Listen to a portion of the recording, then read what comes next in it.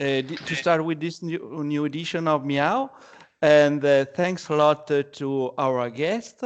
And first of all, thanks a lot to all the students that will attend the workshop.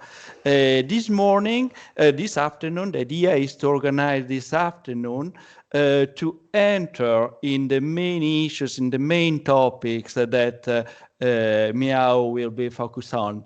And to do this, we will have 3 different lectures, and we will have the opportunity to present and to discuss with our 5 external professors, the 5 visiting professors. But before all, I would like to thank Professoress Ilaria Valente, Domenico Chizzaniti, and Andrea Tartaglia, and I would like to ask them if are so kind to switch on the microphone and if they want to introduce MIAW and the rule of MIAW in our school, starting with Professoress Valente. Thanks a lot, Ilaria, to be with us. Thank you, Camillo, for your introduction. And good afternoon and welcome to Politecnico di Milano, the School of Architecture, Urban Planning and Construction Engineering. Thanks to be here for the opening of our winter school, our winter workshop. I want to say that it's 11 years that we have a Milano International Architecture Workshop during the winter. Since some years we organized this workshop inviting some visiting professors that are professor and architect, designer, prominent architect and designer. And so this year I want to thank a lot Donatella Fioretti, Hervé Dubois, José María Sánchez Garcia, Roberto Cavallo, and Sebastian Irarrazabal, that are colleagues that work in some universities that are important partners of Politecnico di Milano in strategic alliances, as Alliance for Tech from about TU Berlin and ETSA Madrid, and Idea League for TU Delft. With ENSA Paris Val de Seine, we have a double degree, and with Universidad Católica de Chile, some important exchanges of students during the year. So we always thought about Milan International Architecture Workshop as a workshop in which students could test themselves in design in collaboration with the invited professor and together, but also face important topics for architecture and urban design nowadays. And so this we consider this also a platform of discussion about the perspective for architectural design and interdisciplinary topics that could be involved in our research nowadays. So thank you so much today to all to the three lecturers, to the 3 keynote speakers in a certain sense that we have in this event. Adalberto Del Bo, Martin Müller. Adalberto Del Bo, he has been vice dean for some years, and he was a professor in Politecnico di Milano in our school. Then Martin Müller from the University of Lausanne, and Amadeo Nonis instead of Nicola Russi, as Camillo Magni said before. And I want to thank all the colleagues that organized this Milano International Architecture Workshop of 2021. Oscar Bellini, Francesca Belloni, Domenico Chizzonitti, Anna Lucia Derchia, Nicole De Togni, Corina Del Bianco, Massimo Ferrari, Elena Fioretto, Elena Fontanella, Nora Lombardini, Camillo Magni, Elvio Manganaro, Martino Mocchi, Giulia Setti, Claudia Tinazzi. You students, you will be together online, and I'm sad about that because we were really, when we organized Milan International Workshop, we thought that for sure we will have the possibility to stay in presence together as usually, but we are in a distance mode, and I'm very sad about that, but it's impossible to do in a different way in this moment, not just in Italy, but also it's impossible for our colleagues to travel from the other parts of Europe. But anyway, I think that it will be a very exciting, important experience for you students and for the professor, both, I hope. And thank you so much. And I give the floor to Domenico Chizzonitti, correct? Thank you. Thank you so much to all of you. Thank you, Ilaria. Thank you, all of you. We remember, Ilaria, last year we were discussing about this opportunity that you gave us to organize this important workshop, and we were, considering, how, how students can be involved in this great experience of special workshop, considering, the relationship with all the guests that were invited. And unfortunately, this year it is not possible to stay in presence. And we will ask you next year if you are so nice, so kind to, invite again us to reorganize this workshop and to be in presence. At any rate, the MIAW workshop this year is the challenging of urban regeneration of Milano Porta Romana rail yard. That is one of the most important, topic that is, that involves some issues in the new future of the city of Milano. It is an important opportunity for our school to reflect about some locations, some areas that are susceptible to transform the city of Milan. You know that Milan in the last decade was affected of many transformation because of Expo 2015 event, and the city was totally transformed. So the Olympics Games assigned to Milan will also allow us to recover this strategic, I would say, location of Porta Romana railway yard. And its transformation is really important, that can be inspired by some principle of sustainability to make the site of the Olympic Games village which will host the athlete of the 2026 Winter Games. So this event represents finally an opportunity for us, for the Politecnico di Milano, for our school, for our students, to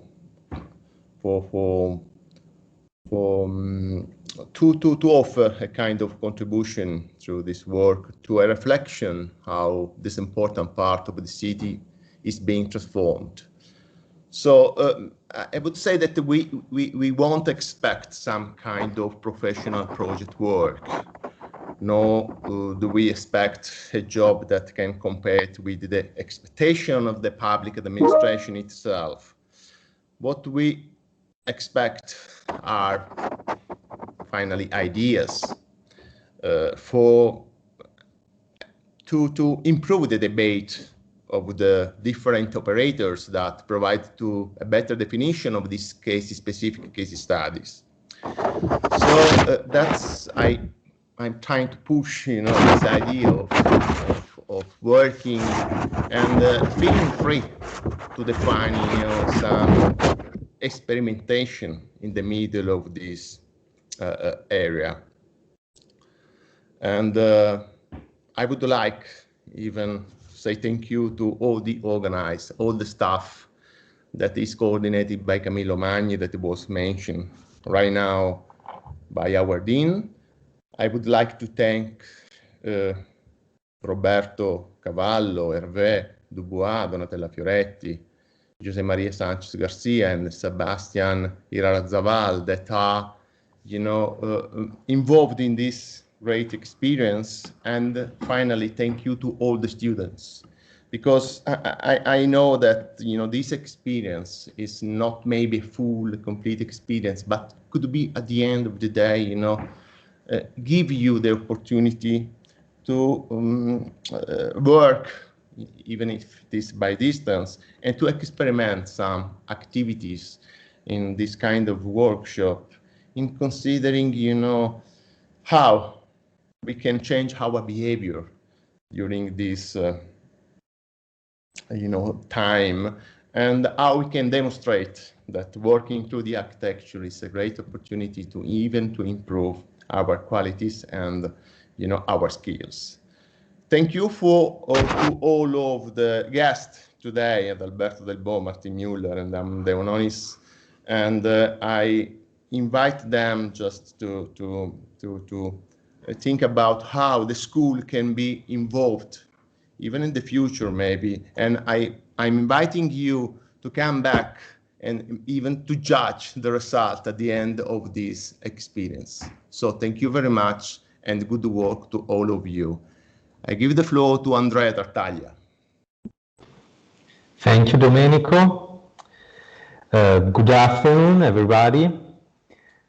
First of all, I bring also you the greetings of Pierluigi Salvadeo, that is the coordinator of the Master Program in Architecture, Built Environment and Interiors, that due to an overlapping of didactic commitments cannot be here. I'm very pleased to be here to introduce this first afternoon of this central workshop, MIAW, that since many years we have organized in the School of Architecture of Milan. As a master program, we have always believed in the importance of MIAW since its first edition. Because we think that is an opportunity in which we always encourage students to participate, because it's a moment of exchange of experiences, not only with the coordinators of the different sections, of the different groups, but also with the other students who are following maybe different training paths. So an experience that is updated every year, in which is it possible to experiment the project, the design, in ways and in times different from those of the more typical university courses or studios. Times of the design that probably are closer to those that you student will have to practice when you will finish your studies and face your first professional experiences.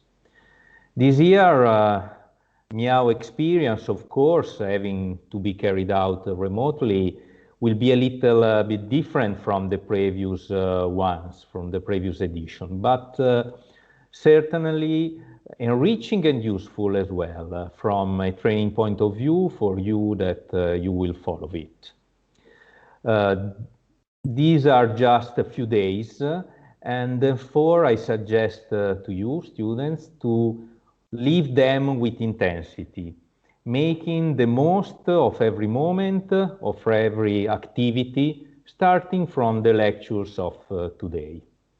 I therefore thank you, Camillo Magni, and all the colleagues and friends who helped in the organization. As Domenico Chizzoniti said, they managed to identify as design area a central topic for the future of the city of Milan. And I'm sure that the result of MIAW will positively enrich the debate, a debate that has already begun, but that will certainly have a further shot as soon as it will be selected the winning project of the competition that started a few days ago.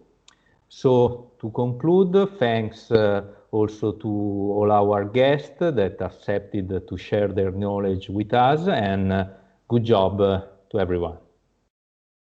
Thank you. Thanks a lot, Andrea, Domenico, and Ilaria. Thanks a lot for your speech. And before to continue, I would like to underline 2 points. And the first one that as in architecture, as in our city, we are working together. It's a collective work. And for this reason, also this workshop is the result of a collective work made by many colleagues. And it has been a real honor for me to work with them. And I don't want to repeat again all the names, but it's a group. It has been a really great opportunity for me to work with them.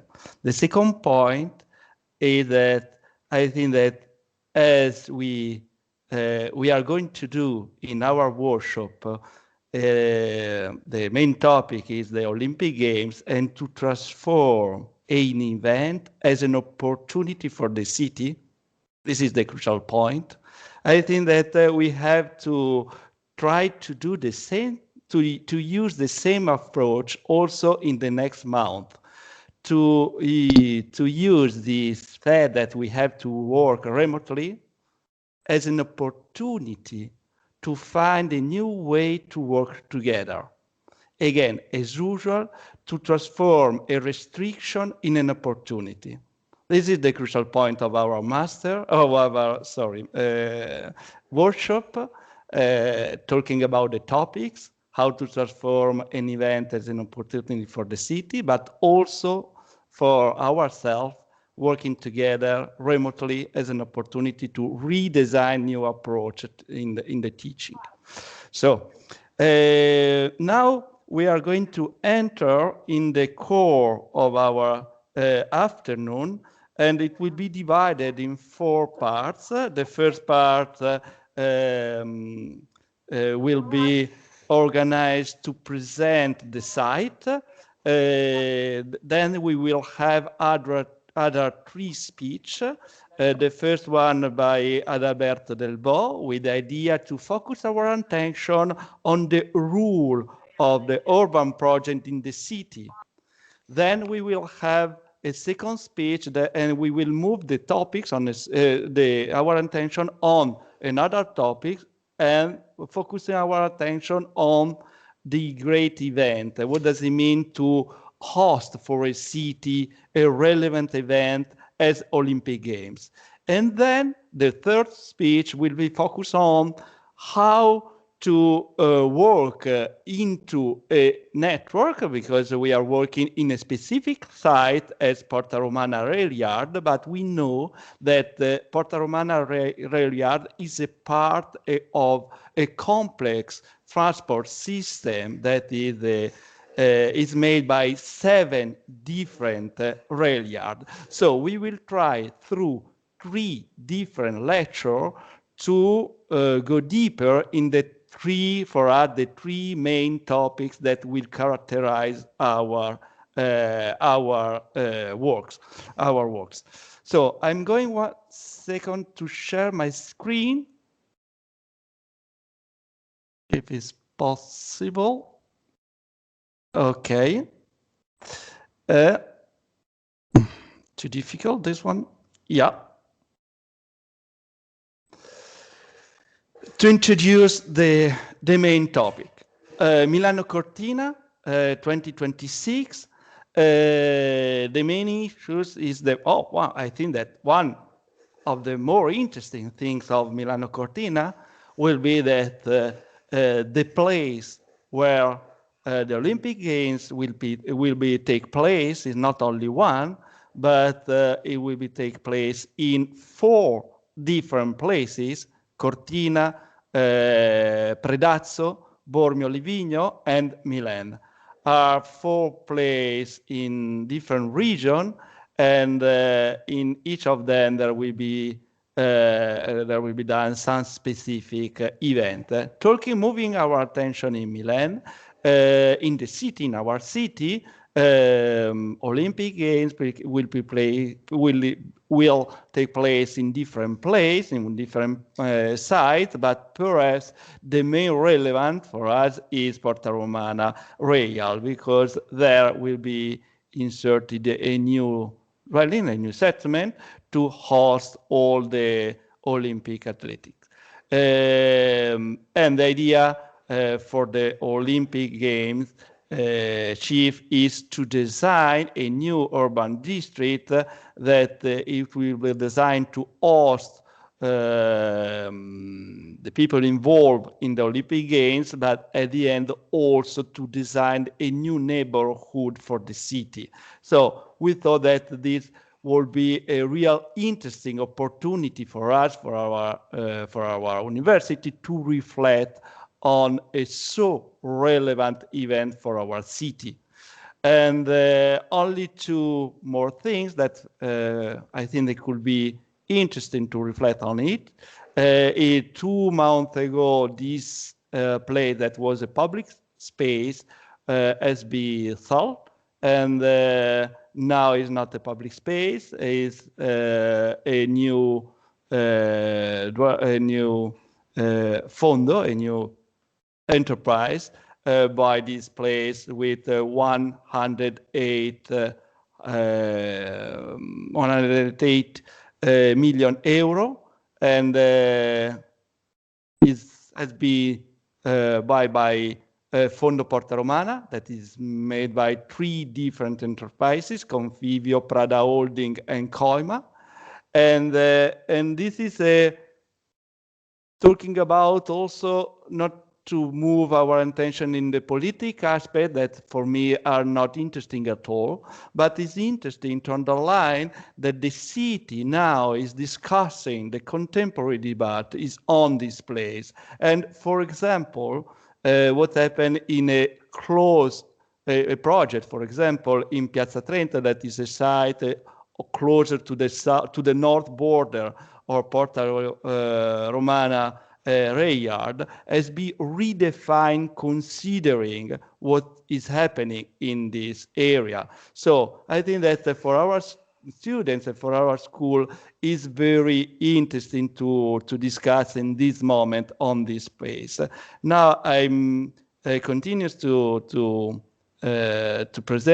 discuss about this area using also, if I'm able, using also some picture of the area, starting from the original and more historical image, starting, I think, from 1995, some picture that has been shot for an exposition, Milano Altrove, that present the area, how it was at the end of the last century. And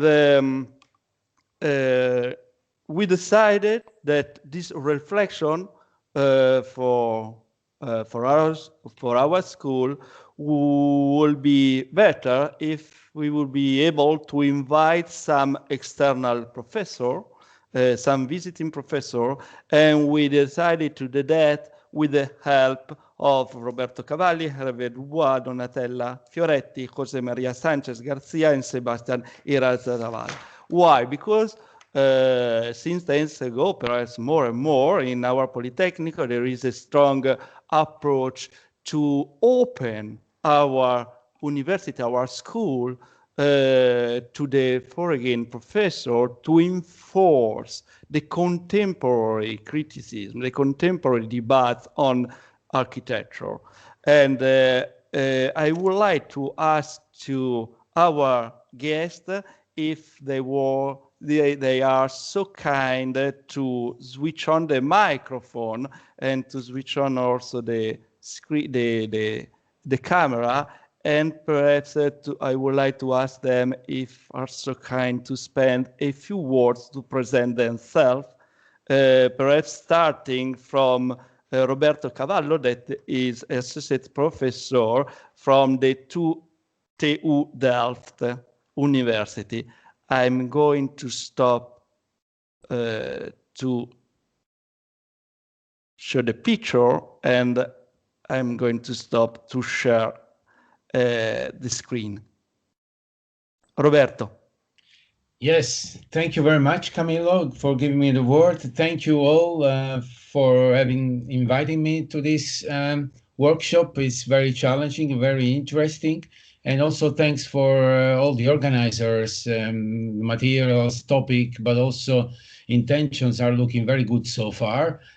So I really look forward to work with you. Well, as you've heard, my name is Roberto Cavallo. I'm working at Delft University of Technology. I was born in Italy, but I grew up professionally in the Netherlands. I'm living here already since 30 years.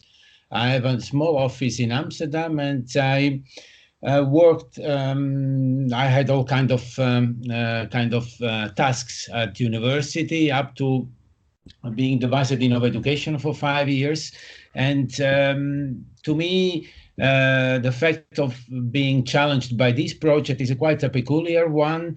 It's not a coincidence that I've been spending many years in researching the interaction between infrastructure and the city, particularly about railway and the city. I've done quite a lot of work, particularly based on my direct experiences in the Netherlands.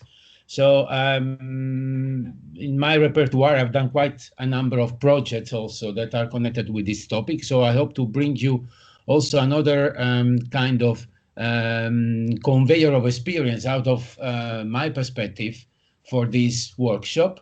And the topic and the way you are opening up the workshop are very, let's say, timely, because nowadays our disciplines are facing, let's say, many challenges that are not only becoming more and more, but they are also ever evolving. So there is this constant need of understanding which position we can take as a professional, as a member of the academy, but also as a young architect, and how to kind of tackle with all these kind of inputs.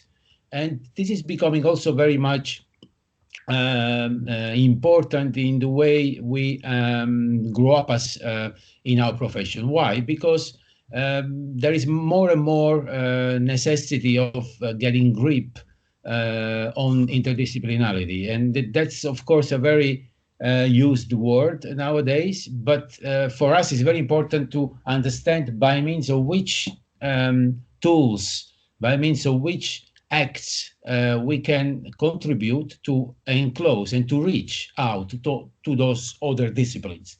And how do we do that? By means of our project. So I think I'm quite sure that for many of the participating students, but also for us, will be a good moment to kind of undertake this journey to understand what we can do.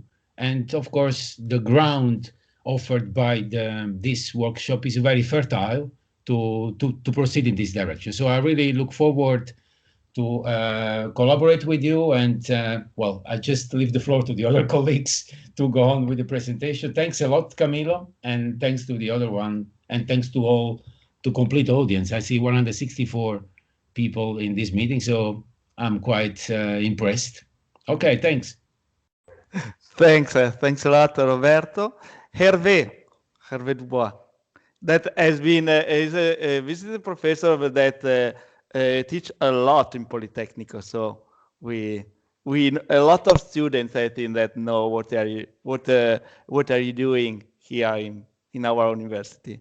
I think that you have to switch on the microphone, Hervé. Yes, for me, working on this workshop is a new experience, because usually I've been here for 6-7 years in Piacenza, and we worked for master or triennale on the different subjects, usually the big dimension project, urban project in relation with landscape. We also worked a few years ago on about Porto di Mare, which is a site not so far from this one.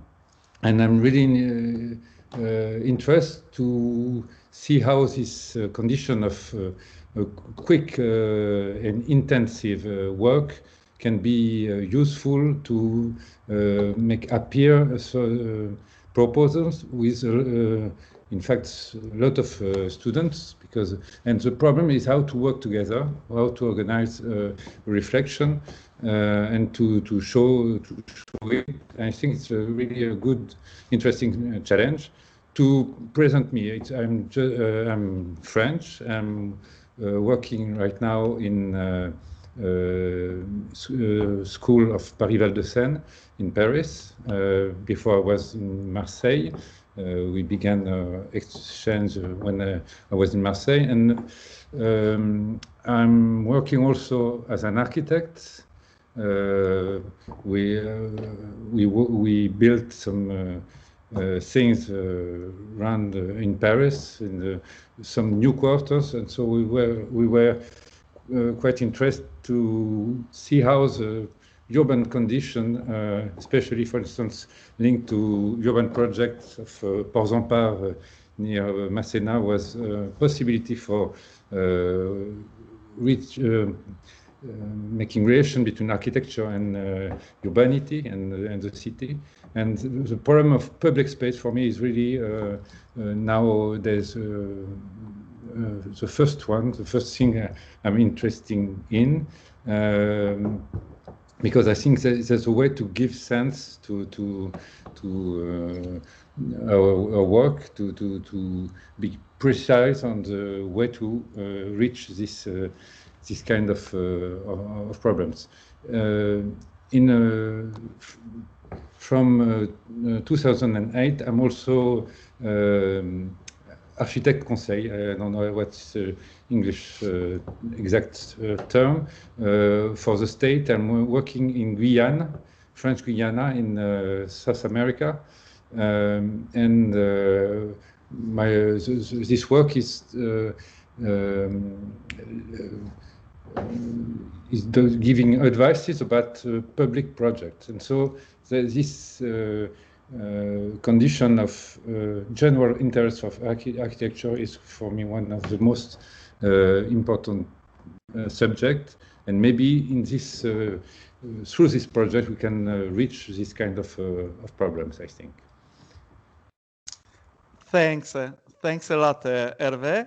And Sebastian, are you there? Just a little dark, but I think that we can see. Sorry about the dark. I have the window. It's more romantic, I think. I try with this light, but sorry for that. Here is much better. So, well, I can introduce myself just briefly. I'm a Chilean architect. I teach in the Catholic University, but I had quite experience teaching in Italy. I've been visiting professor in Venice several times, and I would say that my expertise is more to do with buildings, is what I mostly do in my studio. And also, but I have had experience doing, let's say, extra large project, at least in the academy. And actually, in Venice, we did a project for Marghera, which is actually a huge site, and with some, let's say, sort of pre-existence like those we will find in Porta Romana. And my interest in doing this project had to do with the let's say the cultural approach to the way we will let's say understand the city, and also will project that part of the city. And in that sense, I think we will discuss let's say, the relationship with nature, what means to do, let's say, or to incorporate this idea of the park, or how a park could be seen nowadays. And I think in that respect, the idea of wilderness is something that probably we will discuss, and what this means to integrate architecture and park understood under the, let's say, the paradigm of wilderness. I'm still thinking about how to deal with it, but more or less we'll go in that direction. Thanks. Thanks a lot. And Donatella, good morning. Welcome. Yeah, I'm so sorry. I had a problem, so sorry for the delay.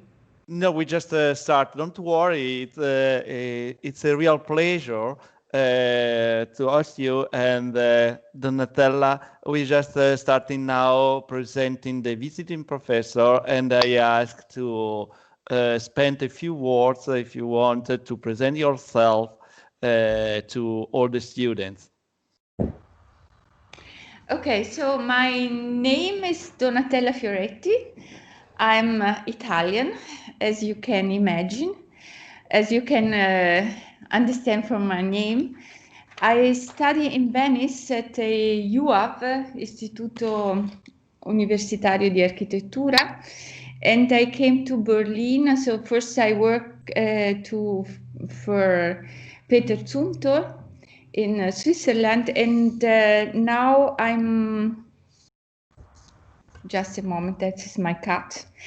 And then I worked for some office in Berlin, and now I'm working, so I founded a studio with my partner, Piero Bruno and Jose Gutierrez Marquez, who is come from Argentina. And so the studio, we founded the studio in 95, and we are working mostly with competition. We are very interested in generally in public space, so we thought that's the work of the architects is actually the work with the public space, so like such as library or museum and public housing, and that is actually we have we could win some competition, so we are working at our first library at the moment, and that is the also a very important part of the work of the office is social housing. And we are working a lot with the existing architecture. So with project with the existing architecture, they give us a very important prize last 2 years ago for the best building in Germany in the last 2 years. So it was very impressive for us. We were like not really, we were quite surprised. That was for the castle in Wittenberg. So castle in Wittenberg is a very important place in Germany because it's the place where Martin Luther, fixed their thesis, which was the beginning of the Reform, the Lutheranische Bewegung. So then I'm a professor. The three of us are professors in Germany, and it's it's a little bit complicated with the office. We work 100% in the office and 100% at the university. I was a professor at the Technische Universität for design and construction. And now I'm a professor for Baukunst an der Kunstakademie in Düsseldorf, which is a very traditional academy in Germany, so the place where all the movement for photography take place in the 60s. And you know, sure, very important name, their work there, so like Gerhard Richter, and so there are yet, of course, now at the moment I don't remember the name, but I can. You can have a look on the Academy site. It's a really very interesting place. And so I teach there Baukunst, which is, so Baukunst means the art of building. And it's very, for me, it's a new experience to be in a art academy, and I think that's a very good place for me because it's very much near to my way of thinking. I'm also very interested in technique, and we are working with great pleasure with the structural engineer and with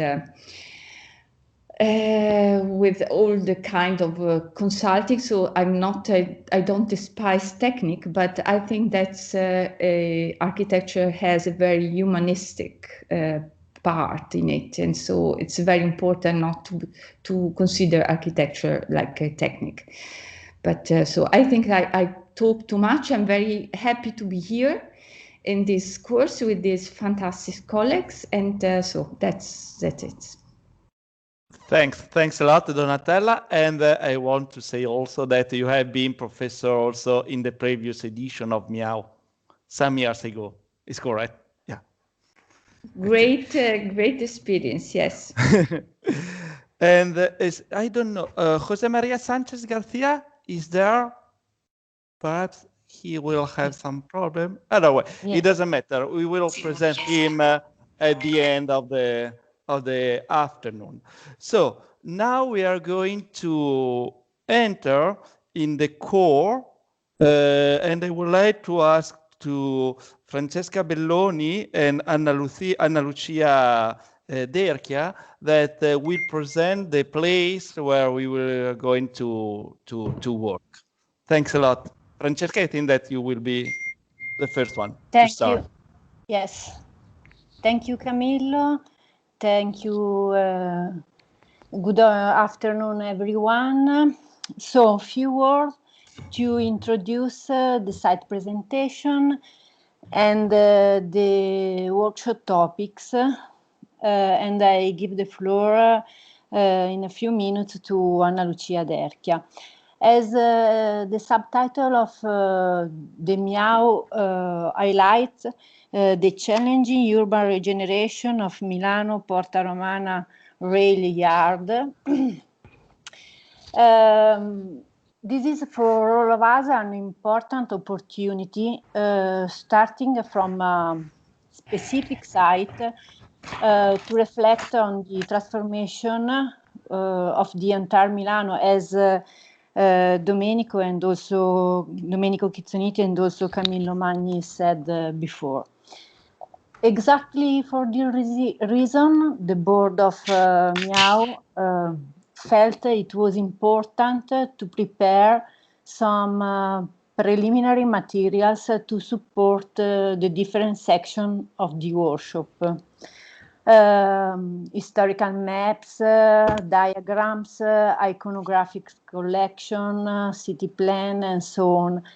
About Porta Romana rail yard, yes, but in strict relation to the historical evolution of Milano urban form. In recent months and in these days in particular, as Camillo said, thanks also to an ongoing international competition, the Porta Romana rail yard is at the center of the general reflection on the possible and future transformation of Milano. For all of us, in fact, the condition of the decommissioning and the consequent reuse of the rail yard allows deepening the relationship between old and now, and also past and present, in view of future transformation. And this is one of the main reason for the research that Anna Lucia Derchia is going to present. We could, in a certain way, underline nowadays for Milan a sort of the absence of an urban idea, and also the lack, in my opinion, of a general reasoning in regard to the role of the project, of the urban project, and its capability to directing the transformation of Milano. We could almost say that more than disuse areas, Milano in a certain way is experiencing the abandonment of the idea of the city itself. So, given this, I think that MIAW could therefore represent a real opportunity in this case, because in my opinion it's crucial to highlight the importance of an external glance that that could trigger multiple possibility of design, of urban design, thanks to the perspective that the critical distance of the visiting professors allows. With the reference to this, we are sure that the visiting professor, together with our student from Berlin, Paris, Madrid, Delft, and Santiago del Chile, we have the capacity to show us the architectural and urban possibilities of Milano. So I'll give the floor to Anna Lucia Derchia, who will introduce and explain, I think, the research done and the material collected, starting from the topics workshop. Okay, thank you very much, and good afternoon to all. What we are going to share is a kind of, let's say, overview about the topic we have to deal with and the place of our intervention. And specifically, this overview has the aim to point out, to underline some themes and some issues, to define some features that we can see today in the Milano and in the specific way in the area of Porta Romana. As Professor Magni just said before, and even Professor Sabelloni said before me, the call of this edition asks us to think about and imagine an Olympic district, an Olympic village for the Winter Games of 2026, just here in one of these disused and dismitted area of the system of rail yard that, as we know, according to the provision of the municipality, is going to, let's say, most crowded in terms of the most crowded place in terms of density among the other rail yard. Here we can see some simple diagrams that try to interpret all the data that, of course, will be we will give you during the intensive weeks, and try to show three different scenarios as history of architecture teach us in a way. So the reference in this case is the theory of Gropius about low-rise, high, and medium height buildings. But we will go in deep more specifically, even with Martino during the intensive weeks, atelier per atelier. and also this data we will give you. So during these weeks when we will start to work in our area. We are in Porta Romana, we are in the south of this circular circular path of the railways that surrounded Milano without closing it. And we are in the south, and our area is very close to the Parco Agricolo Sud, and Porta Romana is, as it was seen before, one of the 7 rail yards dismitted, as San Cristoforo, Porta Genova, Rogoredo, Lambrate, Greco, and Farini, that instead is the bigger one in terms of square meters. And in these last few years, this dismitted area becomes occasion to discuss and rediscuss about the theme of regeneration, rehabilitation, and an opportunity to join these 2 parts of the city that continue to grow up, let's say, outside the boundary that define them. And to this overview, let's say, start from this view. We would like to start with this view and with this controcampo, because we believe that return us the situation of Milano till the coming of modern age. And the modern age is the age of the coming of railways, we can say. In this condition, so the compact city of Milano that was surrounded by the first line of wall, the second wall, and the countryside outside the wall, is confirmed in this collection of maps that in which we can see these features. So in these maps and in these other representation of Milan, that in which is visible, even maybe more visible in this colored one, even the system of the water. All these features are important points that we would like to underline that could be useful even in your projects and to understand the evolution of the city. In these, for example, we can say the country yard outside the wall that return us the division that we inherited by the Romans with the centuriazione. And in this case, in this cadastral map of 1722, we can say the division of Romans overlapped to the system of the water of the Rogge. Going on till to arrive in to 1865 with the first line, the first track of the railways. In this zoom, we can see clearly the tissue of the tracks. The first building of Stazione Centrale, Lazzaretto, and this first track that cut Lazzaretto and go through the south. And the Milano continued to grow up and start to have the necessity to be planned. And here, this is the first time in one of the different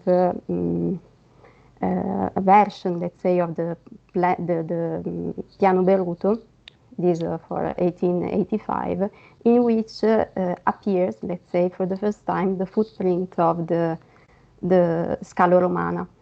And that is overlapped to that all the system that we see in the previous maps, so the division of the land, the system of the water, and even it was defined and it was born inside these two axes that geometrically define the area itself. These 2 axes are some permanencies and some axes that connected the city of Milano with other city of Pianura Padana, and we can see the cutting, let's say, the country side. and we can see at the north the actual Corso Lodi that connected Milano to Piacenza. It was the ancient Via Emilia. On the other side, we have the street, the axe that connected Milano to Pavia. And later we will see that continue to exist there and to define the area on which we will work. Then other plan, Pavia Masera, arriving to this situation in between 19th and 20th century. This is the situation that is the actual situation at all. That is very impressive, let's say, immediate explain with this representation and painting by Sironi. In his Periferia, we are in the north of Milano, but we can say that there are some themes that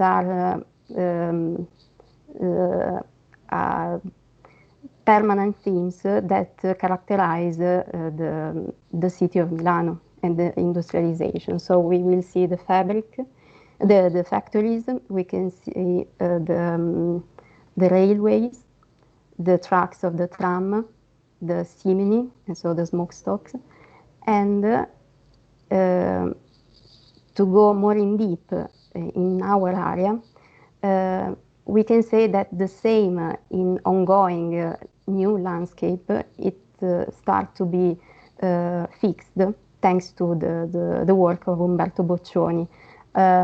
As we know, for a few years lived in Via Adige 23, that is very close to our to our area. And so we can see even in this case the factories, the smokestock, and especially in this Officina Porta Romana, we can recognize some main buildings in the upper part.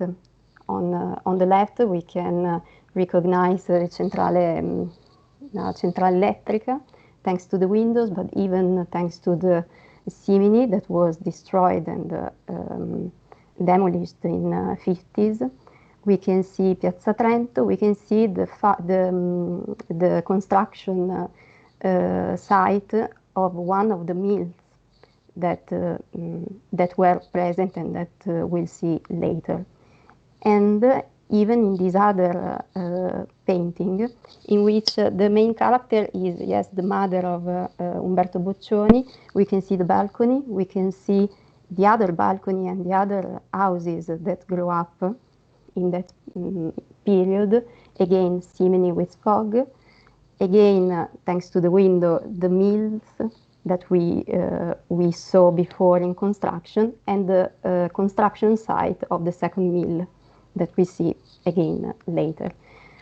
And so starting from the collection of this material, we try to translate in some clear and immediate signs the evolution of the city of Milano.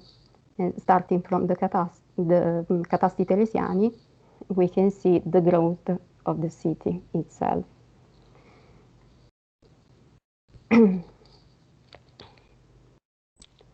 Till today.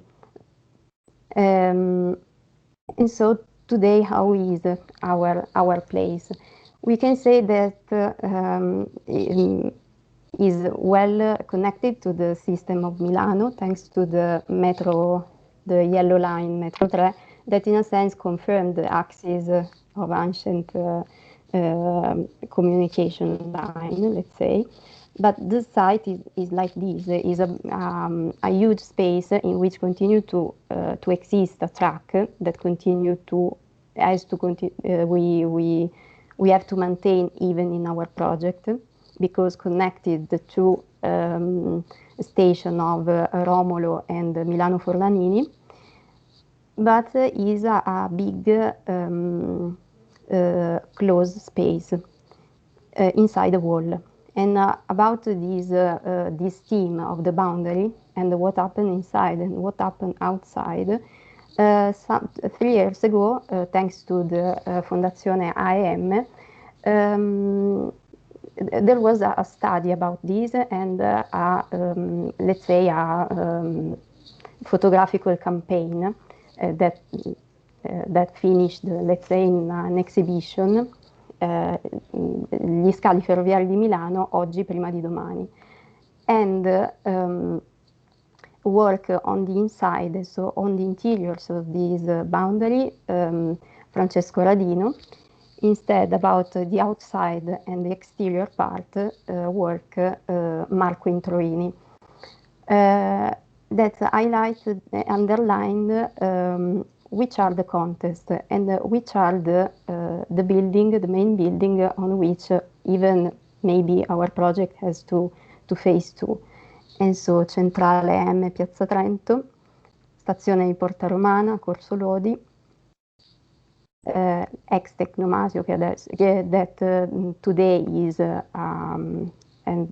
building for office, la Fondazione Prada, that is a museum, of course, and the two the ongoing transformation, the Torre A2A that we have seen before, and Corte Ripamonti that probably will become a residential for students. So this is a kind of state of the stato di fatto of today. But this building, but we want to underline even the history of this building, Stazione di Porta Romana, in which in this historical picture, so we see how it was, so with the Treno a Vapore and the workers that are alive in this area. Centrale M with the smokestack that we saw in the paintings of Boccioni. Ex Distilleria, that underline even the relation with the rail yard, because this boundary was open in a point, and the tracks go out from a boundary and enter inside another boundary that was the boundary of the factory, and the two mills that we saw in the representation of Boccioni again. And ex Consorzio Agrario in this beautiful picture by Gabriele Basilico. And again, we want to close this very quick overview with these pictures that fixed this, that in our opinion is an iconic representation of this the feature of this place. And of course, all this material from an operative point of view will be done to your tutors and your visiting and share with you, of course. Thanks. Thanks a lot, Anna Lucia. Thanks a lot, Francesca. I think that unfortunately it's impossible to go to visit the site, as we know. But after this presentation, perhaps we know better how it is now, and perhaps also the identity, the historical element that characterize the identity of the site. Now, I would like to enter deeply in the main topics of our workshop. And I would like to, first of all, I want to thank a lot to Professor Adalberto Delbo, and I would like to ask to Massimo Ferrari. Are you there also? Perhaps if you want to introduce Professor Delbo. Yeah, you have to switch on the microphone, Massimo. No, I only want to introduce Adalberto, and we want to discuss with you after his speech. Okay? Thank you, Adalberto, for your lesson. So thank you very much. That's my floor, imagine. I thank you all for the invitation. And I'm very happy to see my past colleagues and also to see the other colleagues coming from other university, and very happy to see that there are so many students applying to this MIAW 2021, which is, yeah, it's true that maybe it's more difficult working in this way, but from another sense, this is the occasion just to understand better some point, like as the necessity of reflecting in architecture. So it's correct. You need to see the point, the location, the sites, but also there is something which is fundamental, which is something related more to the discussion and from the ideas. So I will try today to introduce you to the I'm asked to do that, to the urban project. So I will show you my experience, which is in this case related to Milano and to the rail yard, because I had the occasion to work on the northern part of Milano, to the Farini, that we will see it later, and also to Porta Romana years ago, when looking to the expo, we were in 2008 to 2009. So as this occasion, something very, a big opportunity was coming, and that time was the expo, and so the city was thinking about how to change. So this is almost another big opportunity that Milano is trying to take. But in that case, Expo obviously was a special occasion, because also the idea, the title was Feeding the Planet. So the idea to feed the planet, the idea to work with the nature was immediately very strong. In my work, as you will see, I tried in all these occasions to establish a relationship with the nature. And so for me, this occasion of Porta Romana at that time was almost perfect, trying to apply principles and position that I, for many years, working on Hilberseimer Hilberseimer teaching and principle, I was used to work with. So this plan of Milano that you see is a special plan, because you see the areas in which the rail yard are. There are 7, and the northern one with the project, which is Farini, and the southern one, which is so there are 2 on the south, because it's Porta Romana and Rogoredo. Rogoredo is a very small area, but it's, as you see, connected with. I'm sorry, I'm not just sharing the video with you, but if Anna Lucia can help me, please, in signing the areas, I will be very happy. So when I speak about Rogoredo, I'm speaking about the southern area that you see, which is the area that, sorry, I don't remember, maybe that Hervé Dubois spoke, which is Porto di Mare. Porto di Mare,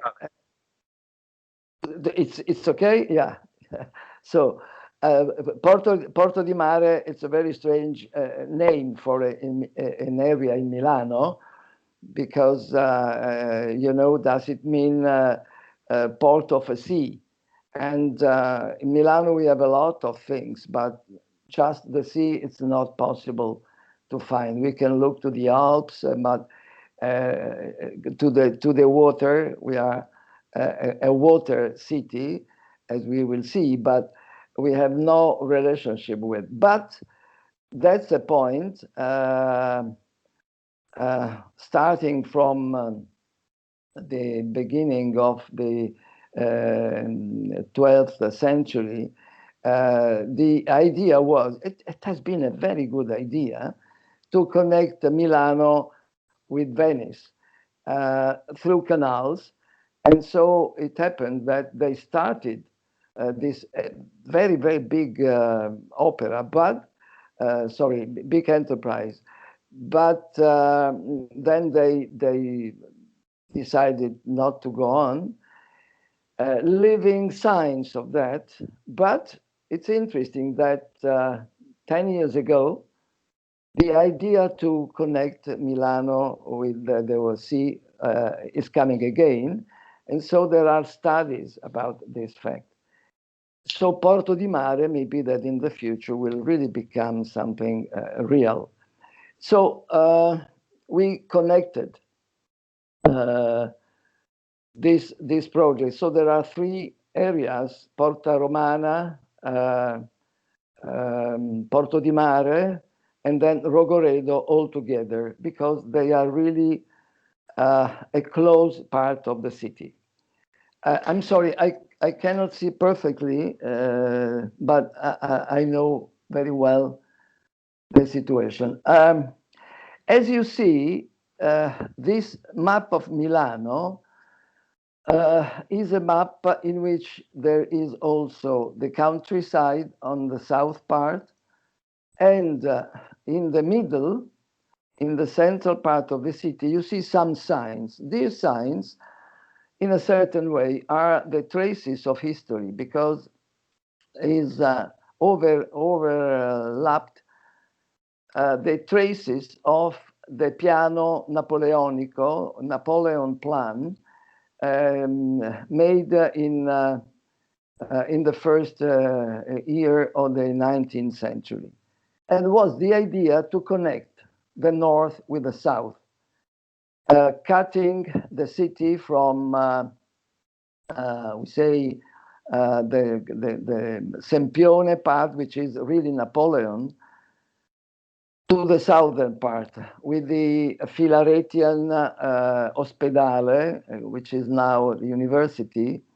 But this idea to connect north and south is in a certain way the same idea that I underline here, working on a northern part on Farini and on a southern part, which is Porta Romana. And so Milano is made to connect north and south. Really, Milano is has been built to connect the Alps, the lakes mostly, but anyway, the Alps, the mountains, with the sea. So maybe that in the future, I hope this connection will be. So going on to the next one, it's interesting to see that there are a point in which the yellow line, which is the Metron 3, which is also connecting north and south, is passing exactly close to this area, in the point in which crosses the blue line, which is the line 4, and the Passante Ferroviario. So there is, it's real saying that Porta Romana is surely a very special point. The other point interesting is that Porta Romana is this area, I mean Lo Scalo, but the area in general is connected with the city, with the central city, with the old Milano, the walled city, and at the same time is connected with the countryside. So this relation is the relation with the nature. So I go on saying that this is one of the most important goals of the project that I will show you today, passing also through some other plan. Please, if we go on to the next one. Okay, we will see the area. This is the Le Piano Masera, 1911.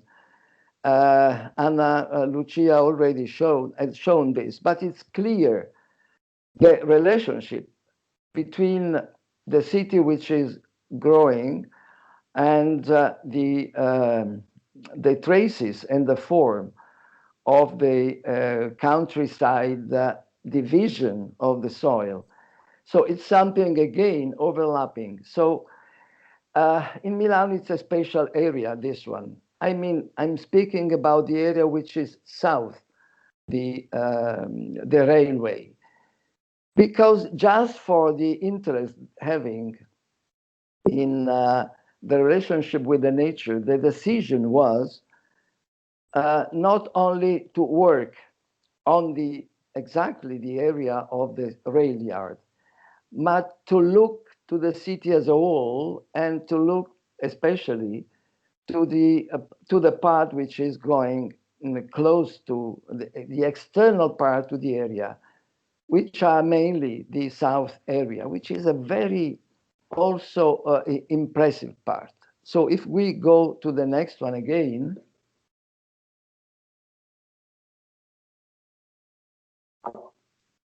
to the next picture, please. Anna Lucia, are you hear me? Sì. Yes, but I'm no, going on. No, ce n'è un'altra prima. Yes, this There one. is another one before. This one. No, if you go back. Is this, and then Porto di Mare. C'è una prima, che quella è il piano Albertini, no? No? No. Oh, mamma mia. Ok, questa. Sì. Questa. Ok. Ok. Questa. So if you see on the southeast part, there is very clearly the traces of the Porto di Mare. It's really like a port with all the like a comb for all the boats arriving and staying. And so this area has been designed, but also if you go to the next one, this time it's okay, looking to that one, it's not a very good, I'm sorry for the quality of... Anna Lucia, puoi andare a quella dopo, per piacere? Yes, I'm in the next. Thank you very much. I'm sorry for the connection. But this is the only one we found at that time showing the part which have been dug from the public activity. That's because they really started to build this port at that time. I'm speaking about the 40s and 50s because they went on in this problem. So you can find again still now elements of this fact of the sea in Milano. Okay, if we go to the next one, please, Anna Lucia. Yes. We can see we did this work 10 years ago, more than 10 years ago, trying to understand the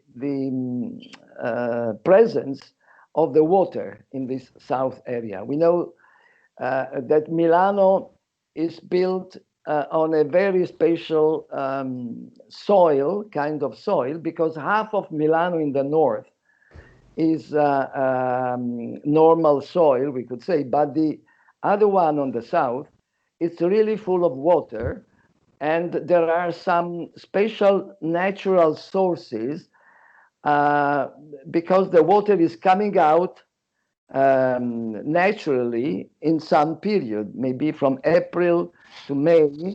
They are risorgive, so the water coming from the lake, coming from the soil, from the north anyway, goes down in the southern part. So this is it's been very important for the culture, for agriculture mainly, and it's something very characteristic of Milano. So Milano is a water town, not having a lake or sea direct or big river, but anyway, it's full of. And we see, because that's interesting, because we see that this part of Milano, the south one, and close to the Scalo, has been also built starting from this natural condition, which is the condition of agriculture. Okay, we can go on, please, to the next one. And the next one is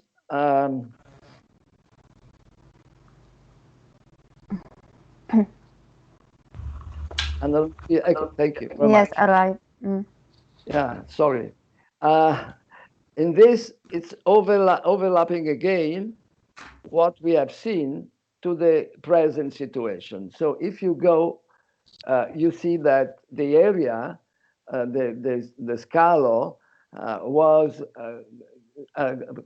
crossed by.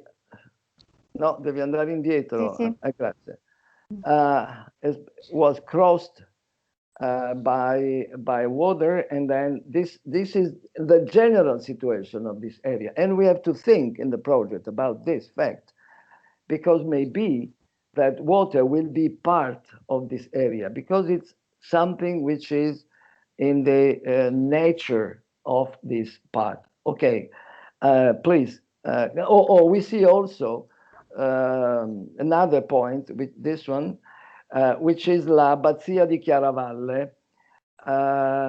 No, okay, we can go to the Abbazia di Chiaravalle, Okay. grazie, which is very Yes, close of this point. It's in the countryside, just close to Porto di Mare. So in this area, and it's one of the most important abbey that we have in Italy. So it's a real monument to this area. And we have again to remember this fact, also related to this point that, the abbey has been in the medieval period, and this one has been founded in 1040, something like that. So it has been fundamental for this part of Milano, for the southern part, for the agriculture of this area, maybe of Lombardy also, because we know that the drainage activities have been promoted by abbeys, and so they had essential in all the they have been fundamental for the for the renaissance of the medieval made by in the medieval town in an era, and for the towns, for all the European towns. So this in a certain way is the hearth, in a certain way is the hearth of this area. And so not speaking about exactly now architecture, the structure of the abbey, we know, and we know also that there have been something which the cities at that time have always had references. Okay, if we go on, please.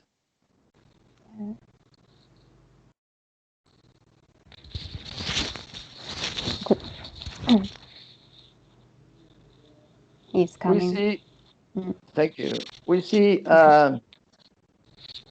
part of the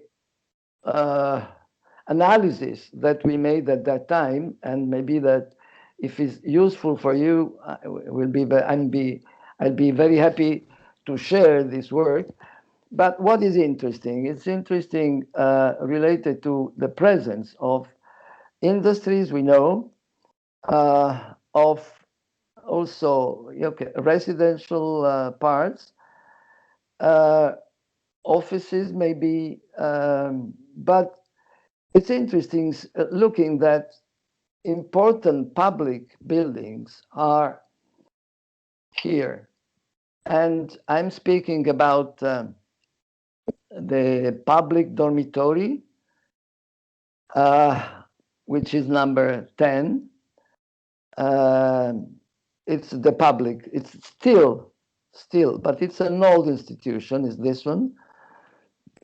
And we have also, and we will see afterwards better. But anyway, there is also a very interesting building activity, industrial activity, was important, speaking about feeding the planet, because at that time we saw this fantastic building, which is, the name is Automatic Continuous Bakery. So it was an industry of bread, starting all over the day and working, and in a certain way feeding maybe Milano, maybe half of them, but an important part of the city. So in this part of the city at that time, we are speaking about the beginning, the end of 19 and the beginning of the 20th century. Milano decided to put their activities that were really public. And in a certain way, the fact that the countryside is so close is interesting. It's very, very important, but because we will see that afterwards, and maybe that does it mean. If you go to the next one, please, Anna Lucia, we see also that the presence of, thank you. He's coming back. Okay. Yeah. I see that non è facile muovere queste diapositive. No, maybe the connection is not so. We have to wait a bit. Okay. So I'm sorry. So we see that there are public areas, the green areas. You see the green areas are, many of them are green areas. There are industries that are no more active, and there are some public buildings that you see signed in the green, but so it's a part of Milano which is really still important and full of elements. So this is the general idea, is that when we speak about the rail yard, in reality, we are speaking about the relationship between the city, a central part of the city, with the countryside, which have been built with elements which are very different, very mixed, as we say, but something which gave a special character to this part of Milano. So when we build the rail yard, we have to know that it is not an island, but it's part of a city, a special part of the city. So please, if we go to the next.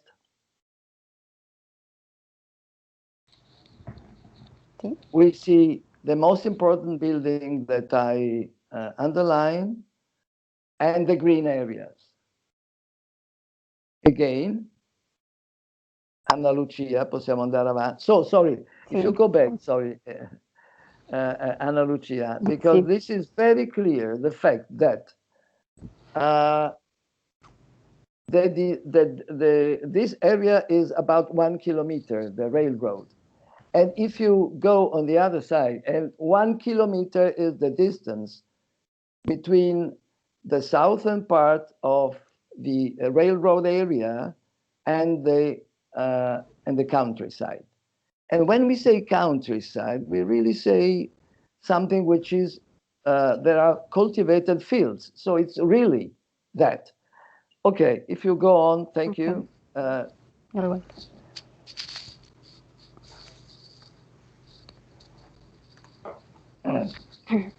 We see the plan of the electrical agency that Anna Lucia remembered.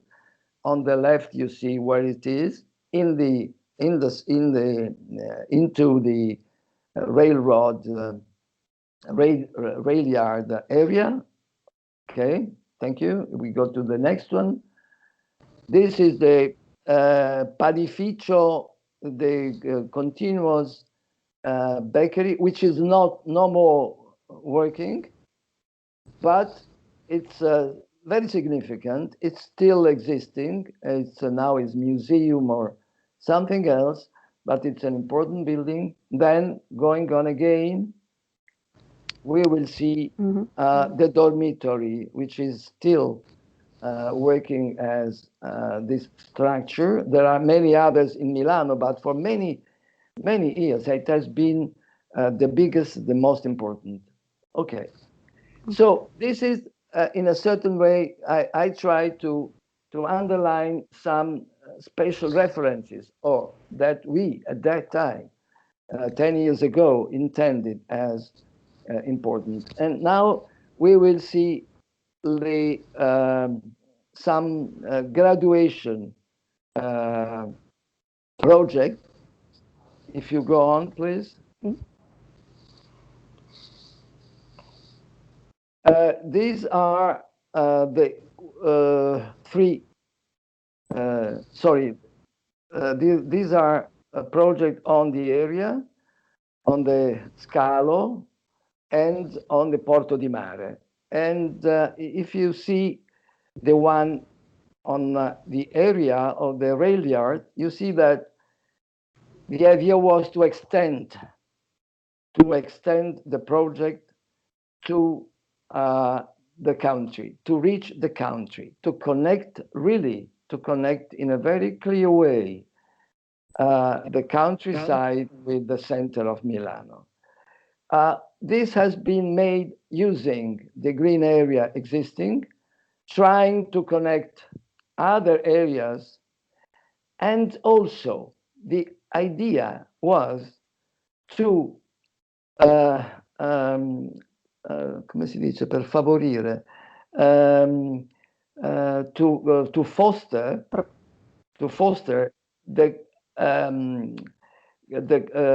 foster a wind coming from the countryside north to the center of the city.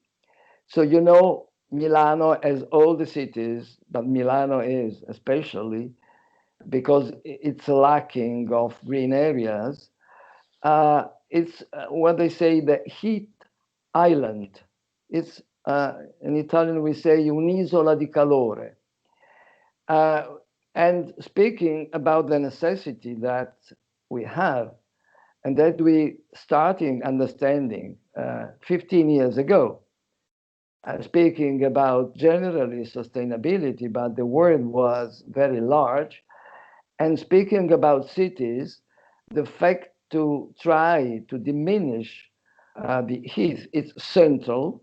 There are many ways, but one is this one, to have winds coming into the city. So this is the reason why we tried to build a canal coming from the countryside area, having different function that I will explain later, and then arriving in the area, which is the railroad area, just having building in this direction to foster the entrance of the air in the city. It's not a strange thing. I remember you that years after, the building of the in Rome of the euro. It's built. It has been built in the first 40s from in the fascist era, 1941. At the end, they understood that the idea to build, it has been built, not finished, not completed, but part of them over there cutted a wind, which is a wind which for Rome is very important, is the Ponentino. It's a wind coming from the sea. And there was in the city, in Rome, there was a diminishing of, a temperature which was higher, maybe half a degree, something like this. But if you intend the dimension of the city, just half a degree, it's an enormous heat coming. So this is the same idea, was related to that. Also, there are obviously other reasons for that. I will explain later. But generally speaking, the relationship with the nature, the relationship with the countryside, and the necessity to connect the city with the countryside is one of the points that we especially considered. And in all this project, you will see, starting from the next one I'm showing you, which is the project, which is the reference, the most important reference we had for that one, which is we have to change continent for some minutes,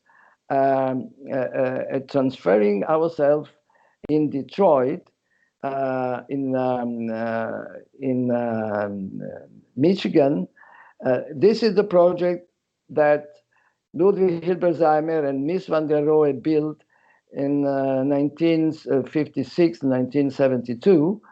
And this idea to have the nature into the city was the center of the fact. You know, when we speak about the problem that we see together as first, heating and all the facts that we can align about sustainable cities, these two masters afforded and built at that time more than 60, 70 years ago. So this is for us, has been for us in that occasion, but in all the projects that you can see, one of the main elements. And very quickly I'll show you, I'm sure that you know it, but maybe that somebody, a student, they don't know. If you please, Anna Lucia, can go on very quickly to show that so you can understand the reference that we had. This is Detroit Lafayette Park, had not been built, all this project, just one small area, but it's an area which is very special, and it's very also now people, I mean, scholars and are considering finally this realization. Please, if you go on again, Anna Lucia. Scusami Adalberto, mi permetto di segnalarti ancora magari 5 minuti verso la chiusura, sì, perché siamo andati un pochino lunghi. Scusami, sono permesso. No, hai fatto bene. Cerco di essere rapido, quindi Anna Lucia, if you go on, you see in this central area a big green area. So this is the idea, and having this is the sketches from Hilberseimer, very small to understand these ideas. So going on the other side, going on again, going on again. This is one view of that. Okay, this is the general idea that was the idea of this one. So I'm not now entering in details, but just looking to this one, which has been the one of the project. You see, look into the area, to the rail yard area. You can see the existing buildings on the west side. Then on the building of a very thick prospect on the northern side, and another part which is more open on the south side, with the green area coming in. On the southwest area, a courtyard, which is a house of students. And on the right side, you can see like a round building, which is the station, a long line of water connecting.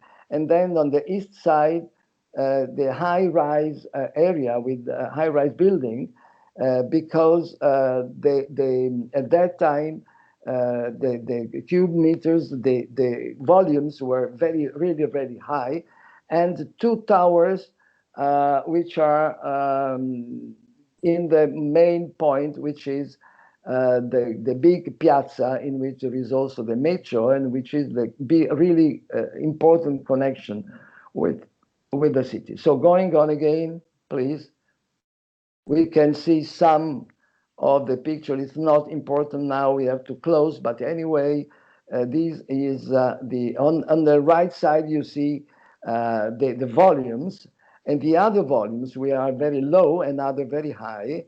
Okay, coming on, Anna Lucia again. Again, there is a study on that. It's obviously, it's very long, the discussion, but I want to show you again, the fact that the building were on that side again, and on the right side you see, okay, you see this model showing the general idea. Okay, come on. You can go faster here.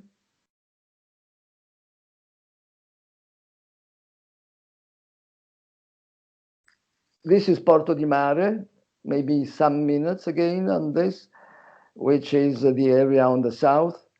Okay, come on again. High rise and slow rise building. Again.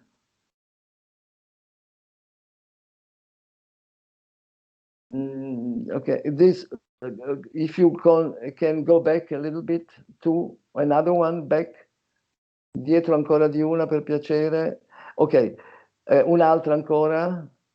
Ok, this is maybe not, no, adesso questa, grazie. You see on Porto di Mare from one side, on the west part, residential, and on the east part, because at that time, the city Milano was deciding about to move the Palazzo di the Justice Palace and the jail in this area to move these important buildings, institution outside. So this area was chosen, but this area has been chosen for many others.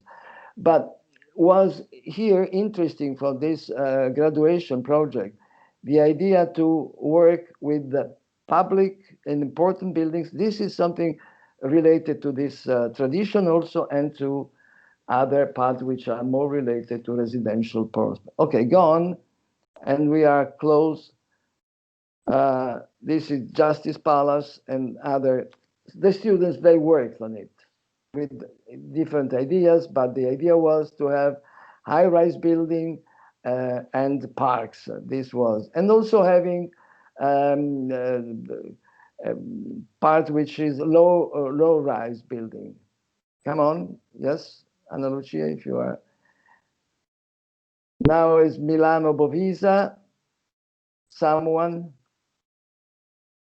Again, the great area in the middle, high-rise building, different residential elements.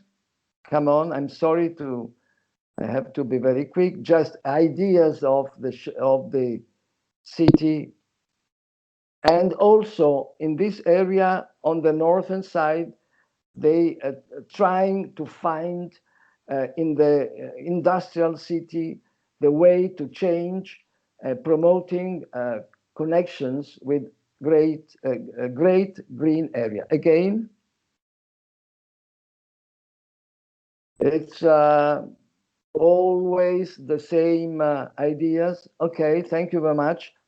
We have, this is the last one.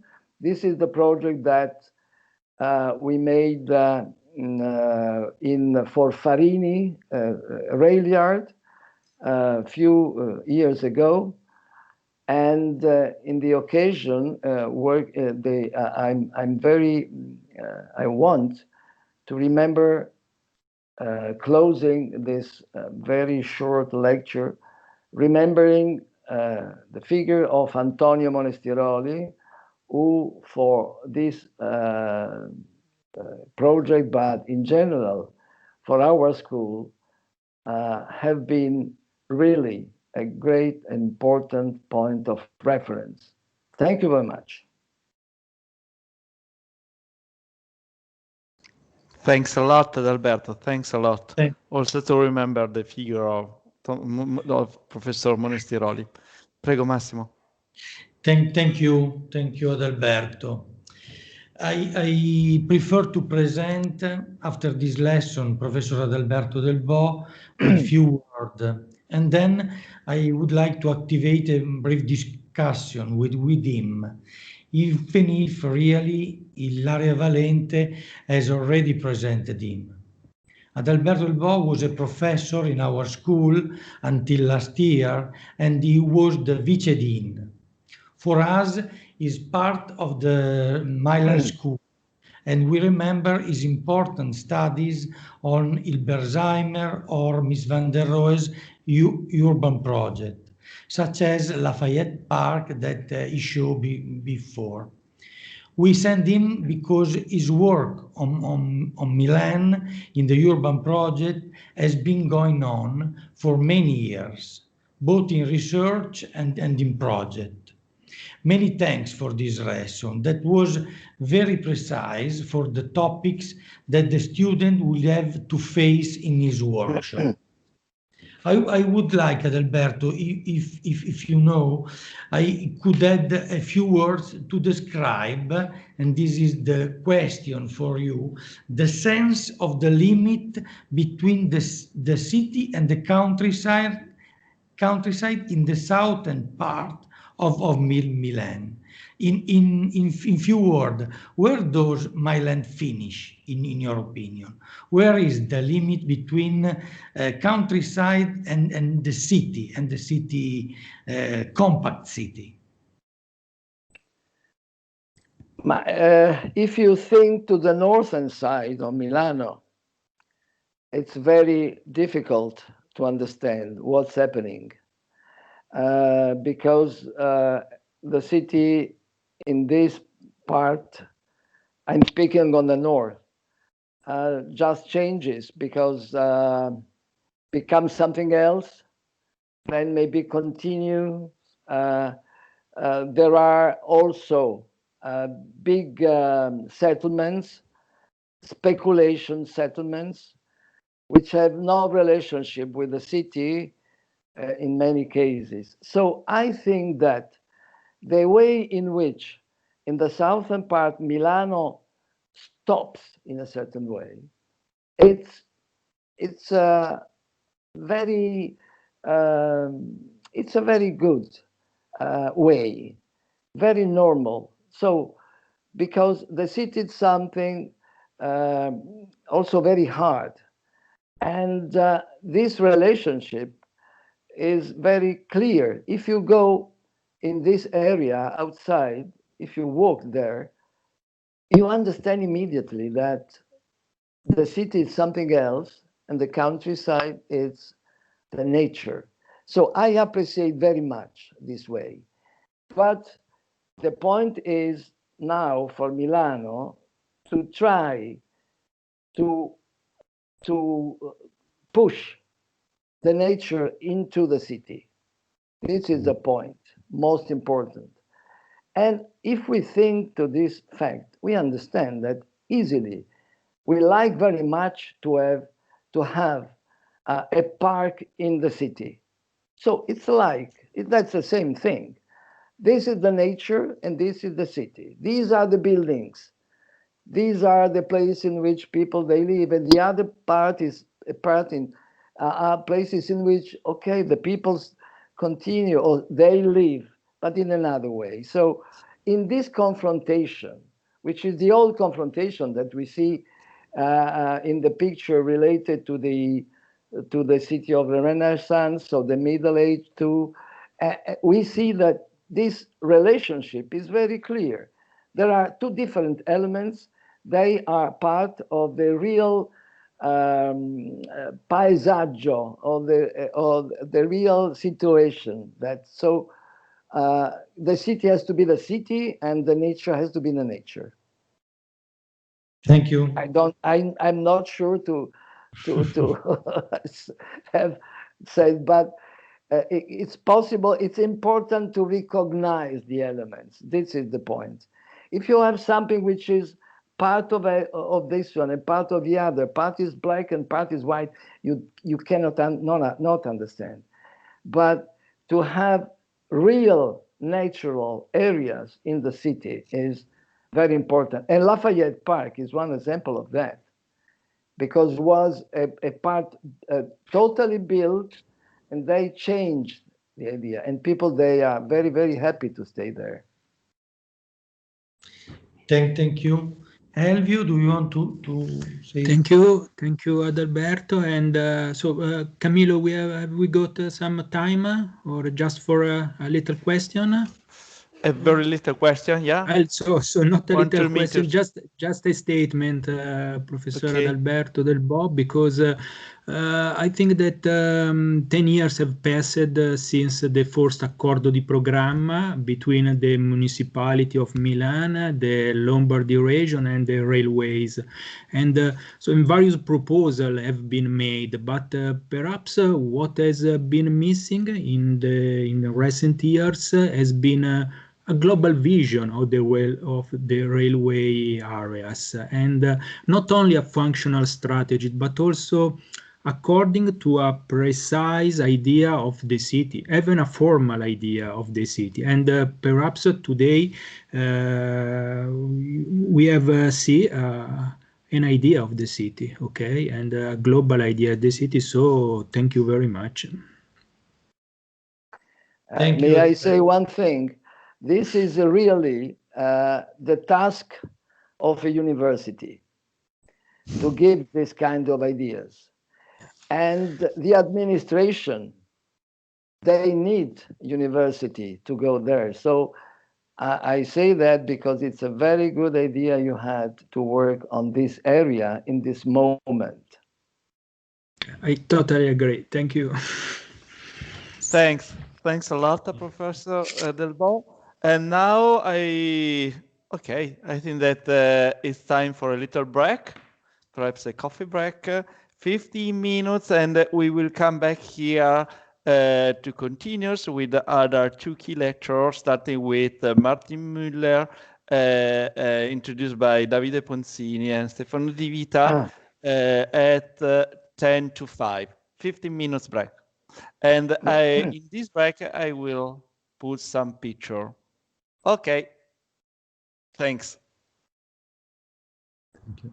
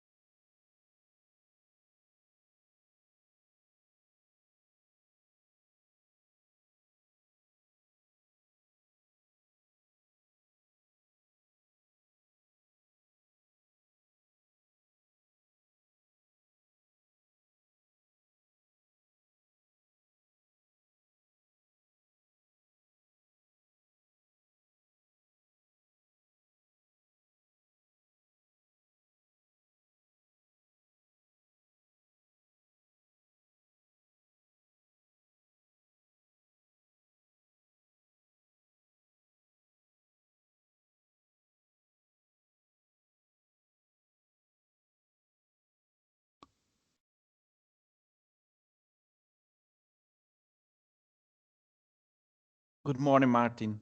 Good afternoon.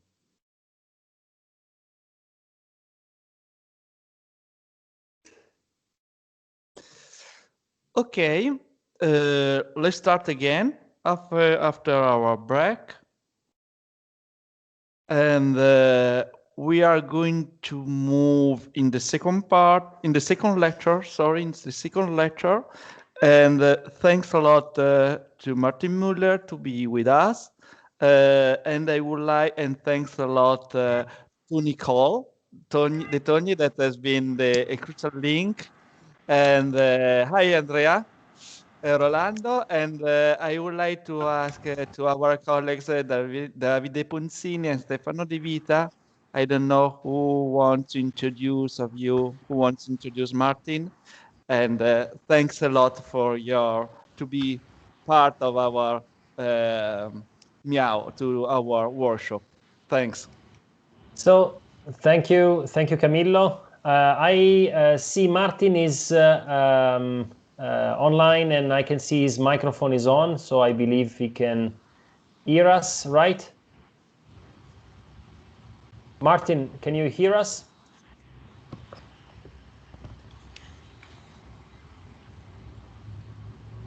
So I'm not sure if we have any technical problem to start with.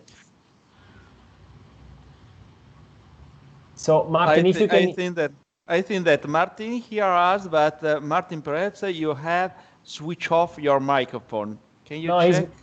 Yeah, it looks like it's on, but from the participant list, it looks like it's on, but we cannot hear you, Martin.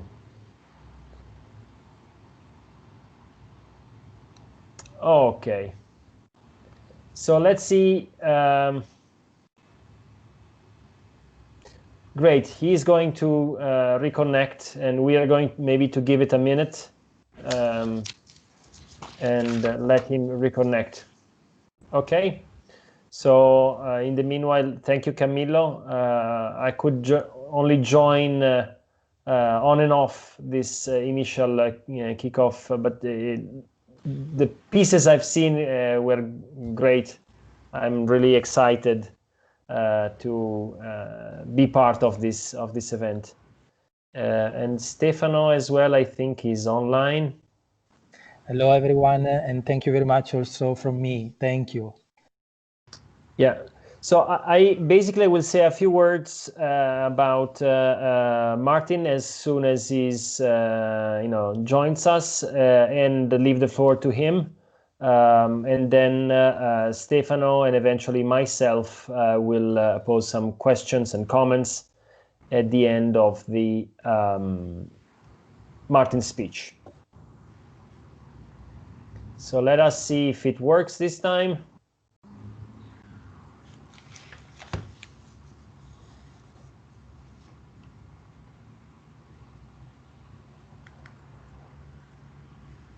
Okay, so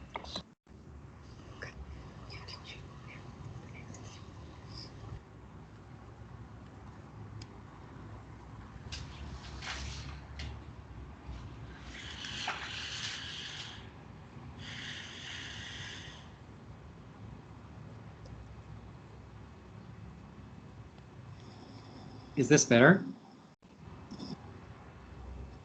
Can you hear me? Yes, we hear you. Hello, okay. Martin. Hello. I don't know what is happening, but now you can hear me. That's great. All right. So I hope also you can share your screen and you see the buttons and all the. Yes. All right. Great. Buttons. Shall I go ahead? Maybe that would be a good idea, just to be sure there's no other interruption on our way. Is this working? Yes, it is. It is. Excellent. Great.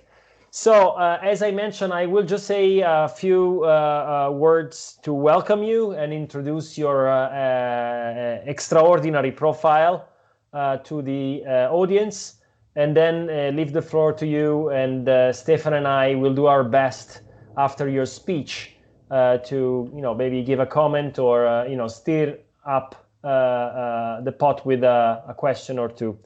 Right. So Martin Muller is a professor of human geography at the University of Lausanne in Switzerland, and he's an urban and political geographer. Mainly, he covers three areas. First, the unsustainability of mega events, as he says, and this is the topic of today's speech.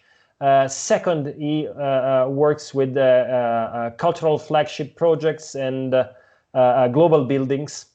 Third, he also does substantial work with theory. In particular, he works on geographical knowledge, geopolitics, with a particular inclination toward the eastern part of the world, so to say.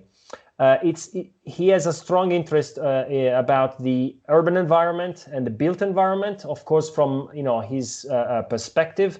I'm really glad that we have the chance to hear the great work he has been doing with his team that he directs at University of Lausanne. I want to stress also a couple of papers that are very influential. The Mega Event Syndrome appeared on the Journal of the American Planning Association, and comparing the urban impacts of the FIFA World Cup and Olympic Games from 2010 to 2016 on the Journal of Sport and Social Issues. His work has been cited on the New York Times, Financial Times, and many other media, and quite well regarded internationally. I'm really glad to have the chance to discuss today. We started a conversation last year as part of the Mega Events and the City seminar series, and his speech and 5 other speeches are available online on YouTube. You will find them very easily. I invite the students to have a look. We have the chance to discuss today, and I hope very soon in the future to go on with this dialogue and interaction. Without further ado, the floor is yours, Martin. Thank you again for coming. Thanks very much for having me, and thanks for the kind introduction, Davide.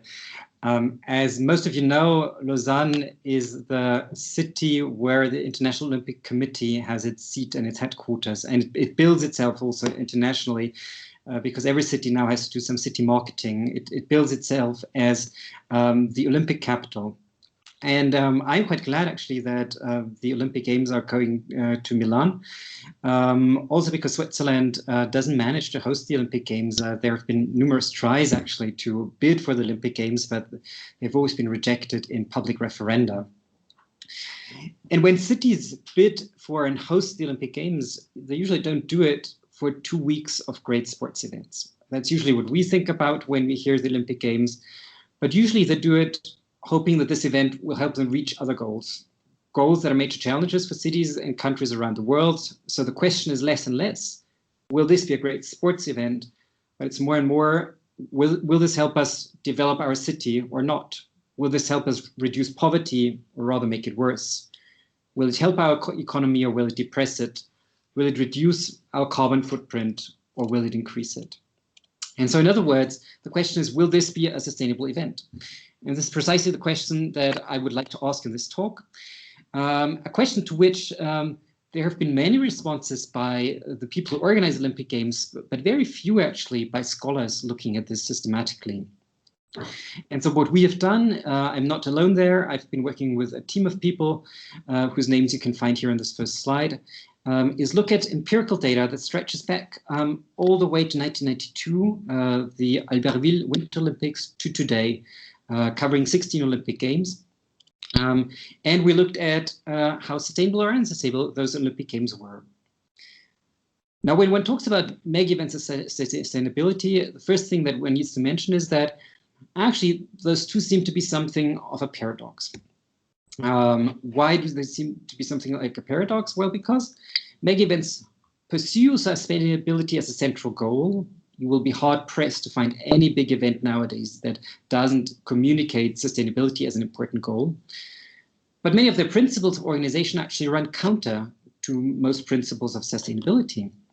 What does that mean? Well, it means that mega events as big festive occasions are typically high resource use and high cost occasions. for hosting such large events. They have a large territorial footprint in terms of simply the number of the amount of space they take up in cities. They're often extremely exclusive in terms of their access. You at least need a ticket to get inside. You need to have accreditation to go anywhere. But they're also very exclusive in terms of who can be a sponsor, because you have to pay enormous amounts to be able to show your logo there. They're high carbon. The largest part of people who come to attend mega events, either spectators or as athletes or as journalists, have to fly in. They're very much top-down, so there's very little participatory decision-making. Most of the rules are made by the International Olympic Committee and the national state and the international sports federations. And they're very much tapping into global circuits of knowledge, of capital, of images that they send to the farthest corners of the world. And now compare this with what we've come to think of what sustainability means. Typically, a dematerialization of economic activities and not high resource use and not very costly. A downsizing rather than upsizing, rather than thinking in large terms. Sharing instead of exclusivity. Low carbon, obviously. Something that's participatory, that takes everybody along. And something that thinks in local circuits in order to reduce the kind of distances that need to be covered for goods and materials and people to circulate. So mega events and sustainability are not a match made in heaven, and the marriage between the two is really going to have some tensions if one wants to marry them. And the message the organizers of the Olympic Games are sending, however, is very clear. We are leading in sustainability. This is the motto that you hear.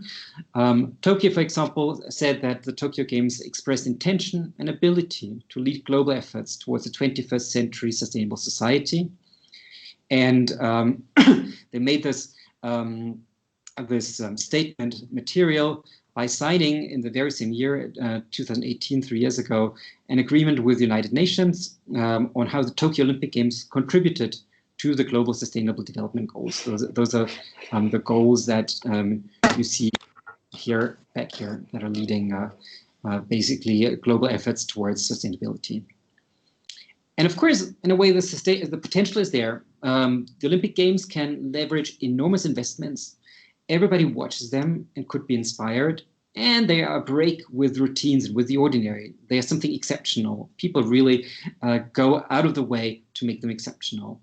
So why not? Why could they not become actually hallmarks or lighthouses on the way towards sustainability? Then, of course, there's the other side of the Olympics, which makes us wonder whether they're walking the talk, which happens, for example, when you look at the worldwide Olympic partners of the International Olympic Committee.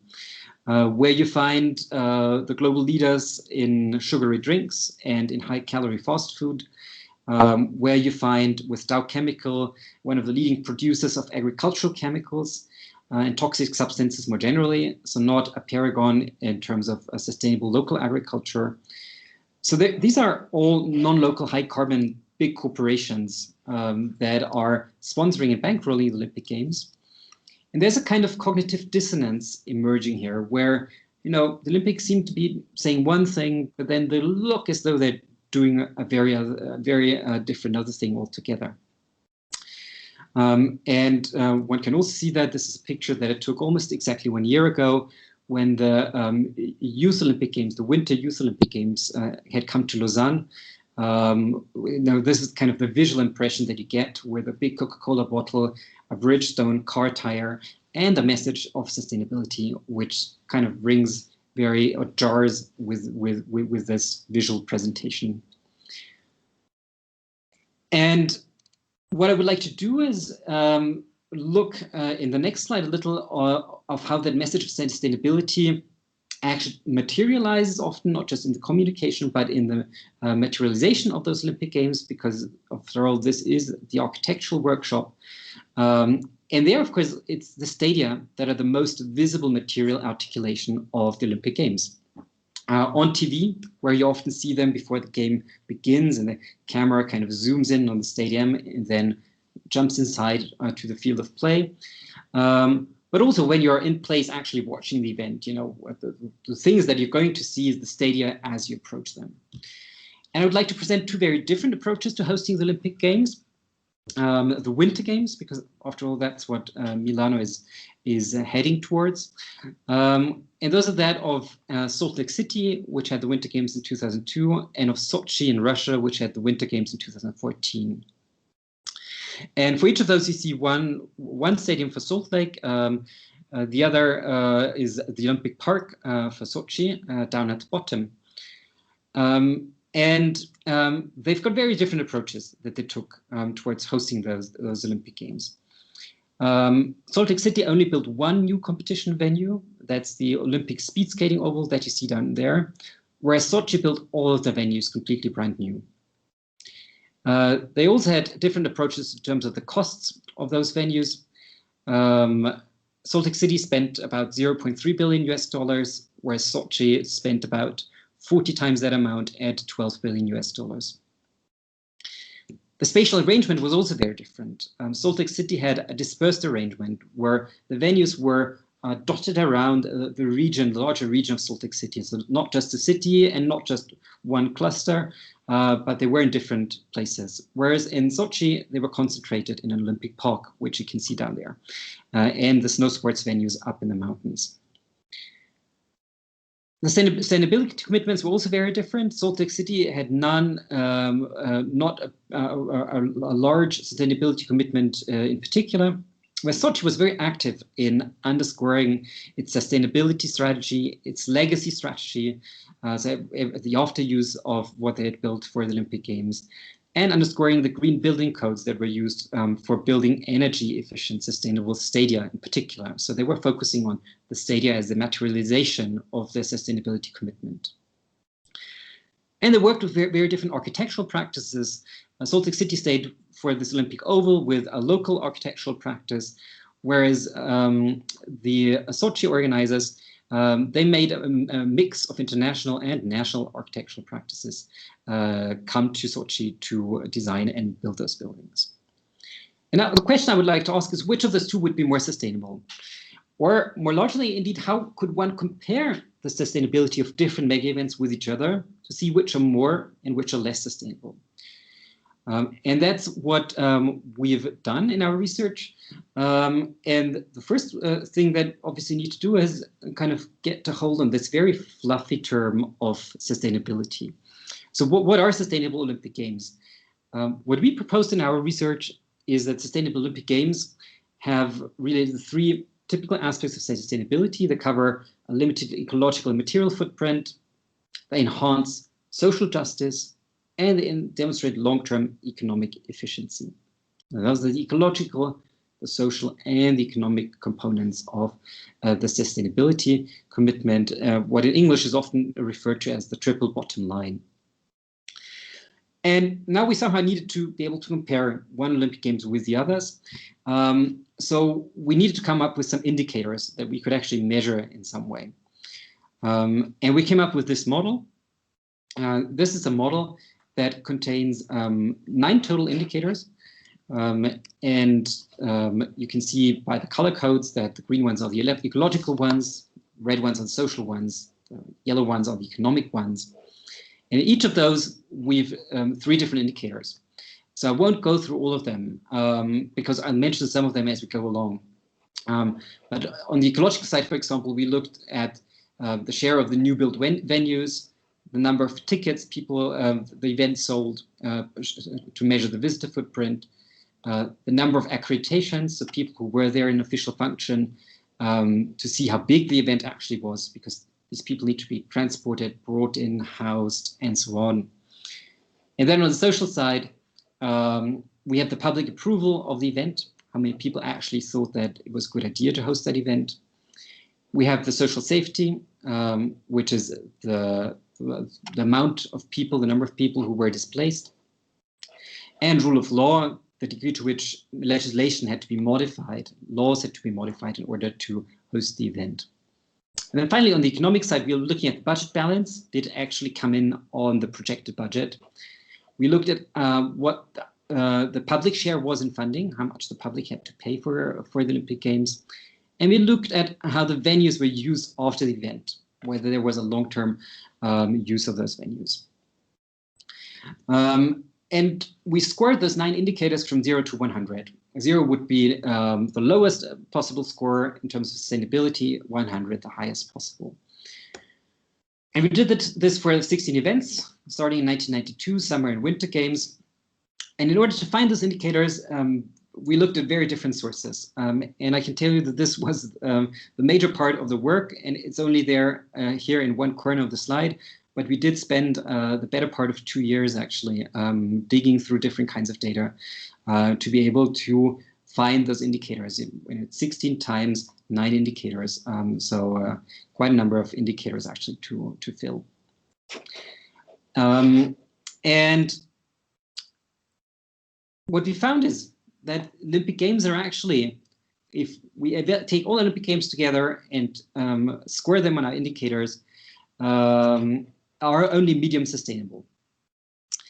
What does it mean? Well, on average, an Olympic Games has this kind of score. So the mean is about 48 out of 100 points. So it's about in the middle between 0 and 100. And the ecological, the social, and the economic dimensions are relatively close together in their averages. But what you can see, of course, is that there are quite some differences if you look at the individual indicators. So you can see that the highest scores are over on the economic side here, long-term viability, 76 out of 100. So actually, many Olympic Games manage to find a long-term use of the stadiums that they build. And over here in social peace, so many Olympics manage to have a reasonable approval of the population for those Olympic Games. And then there are the other extreme, the lowest scores, which are in budget balance. That's down here. So not very good at keeping within the original budget that was announced. And here, new construction, social safety. So lots of new buildings that are being built and lots of people who are displaced for building those buildings and other things for the Olympic Games. So this is kind of the if one takes the average across all Olympic Games since 1992. And so in a way, you're in between. You certainly don't have the hyper-sustainable event that the organizers would like to believe us that these events are, but you also don't have a completely unsustainable, hopeless event, as it were. Now, the interesting question is, what does that development now look like if you project it over time? Since 1992, one would have expected the sustainability of the Olympic Games to increase, partly because sustainability became ever more important in the global discourse and as a policy, and because the International Olympic Committee also adapted increasingly global policies to the Olympic Games. So they did have their own Olympic Games documents on how to make those games sustainable. What this looks like, if you plot in a timeline, and I apologize, that's very small here, but the idea is here that since 1994, actually, the International Olympic Committee has been very active in integrating first the environment, was usually here in the 1990s, and then, so this is the environment part here, and then from the 2000s, sustainability as a key idea into the Olympic agenda, into the Olympic Games themselves as well. Now, what I will do is I'll project our scores, sustainability scores of the Olympic Games on that timeline and see how they change over time. And that looks a little like, I don't know, a modern art painting, but I'd like you to focus on one thing in particular, which is this broken black line that you see here in the middle. This is the general trend, sustainability trend. And it goes downwards. And this is the interesting element here. What you can see in the other colors are the sub-trends for the ecological, the social, and the economic dimensions in the broken lines. And then the little mountain peaks and valleys that you see, the lines going up and down. Those are the individual scores of the different events. So we see that sustainability actually decreases, although it's becoming more important as a policy. The ecological record, so the green line, declines the most, had strongest decline, and the social one follows.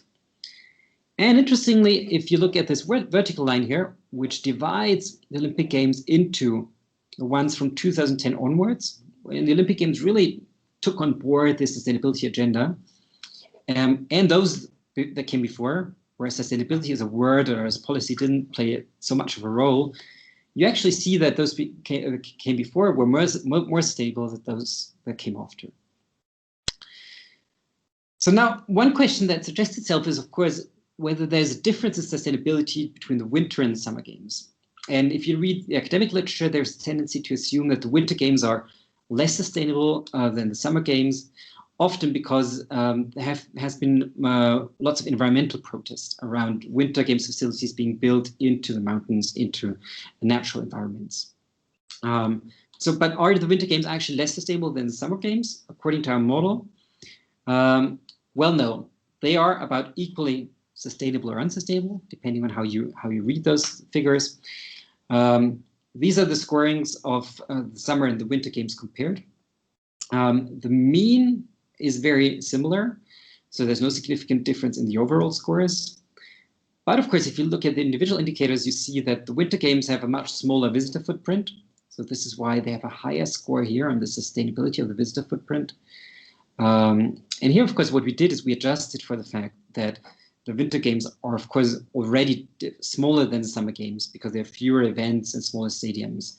But what we looked at is whether they have grown significantly. And there you can see they have not grown as much as the visitor footprint for the Summer Olympic Games.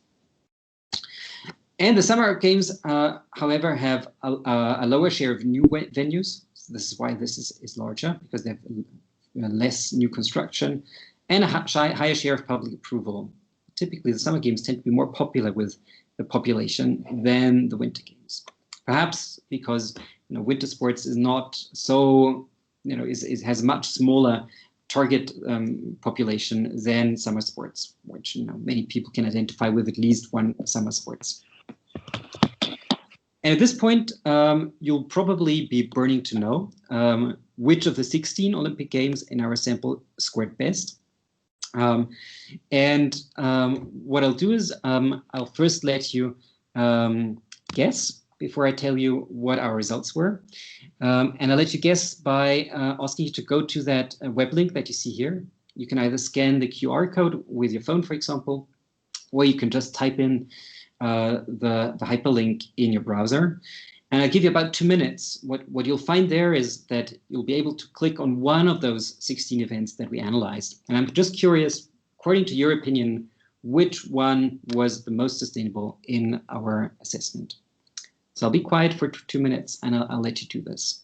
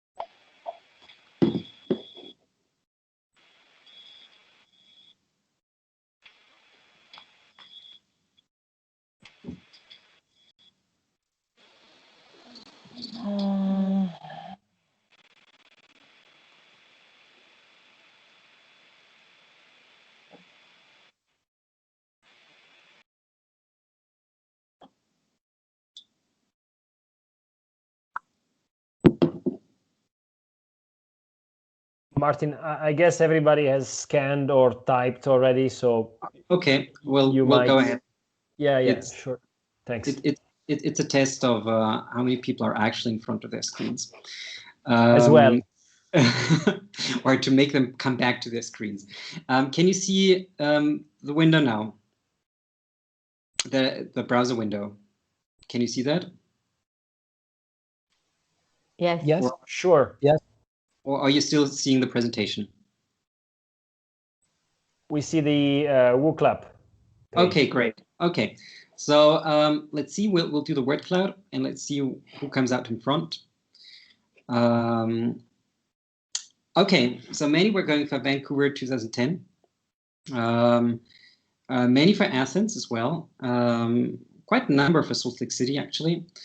London is a little smaller here, but it doesn't. It often comes out very much in front of what people think.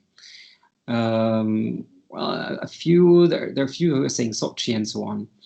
The interesting thing, the reason I'm doing this is not only to wake you up and to stop myself from waffling, but what I'd like to show you is that actually who we think are the most important or the most sustainable mega events often depends on how well they communicate on a certain aspect. And Vancouver was extremely good at communicating on being the most sustainable Winter Olympic Games.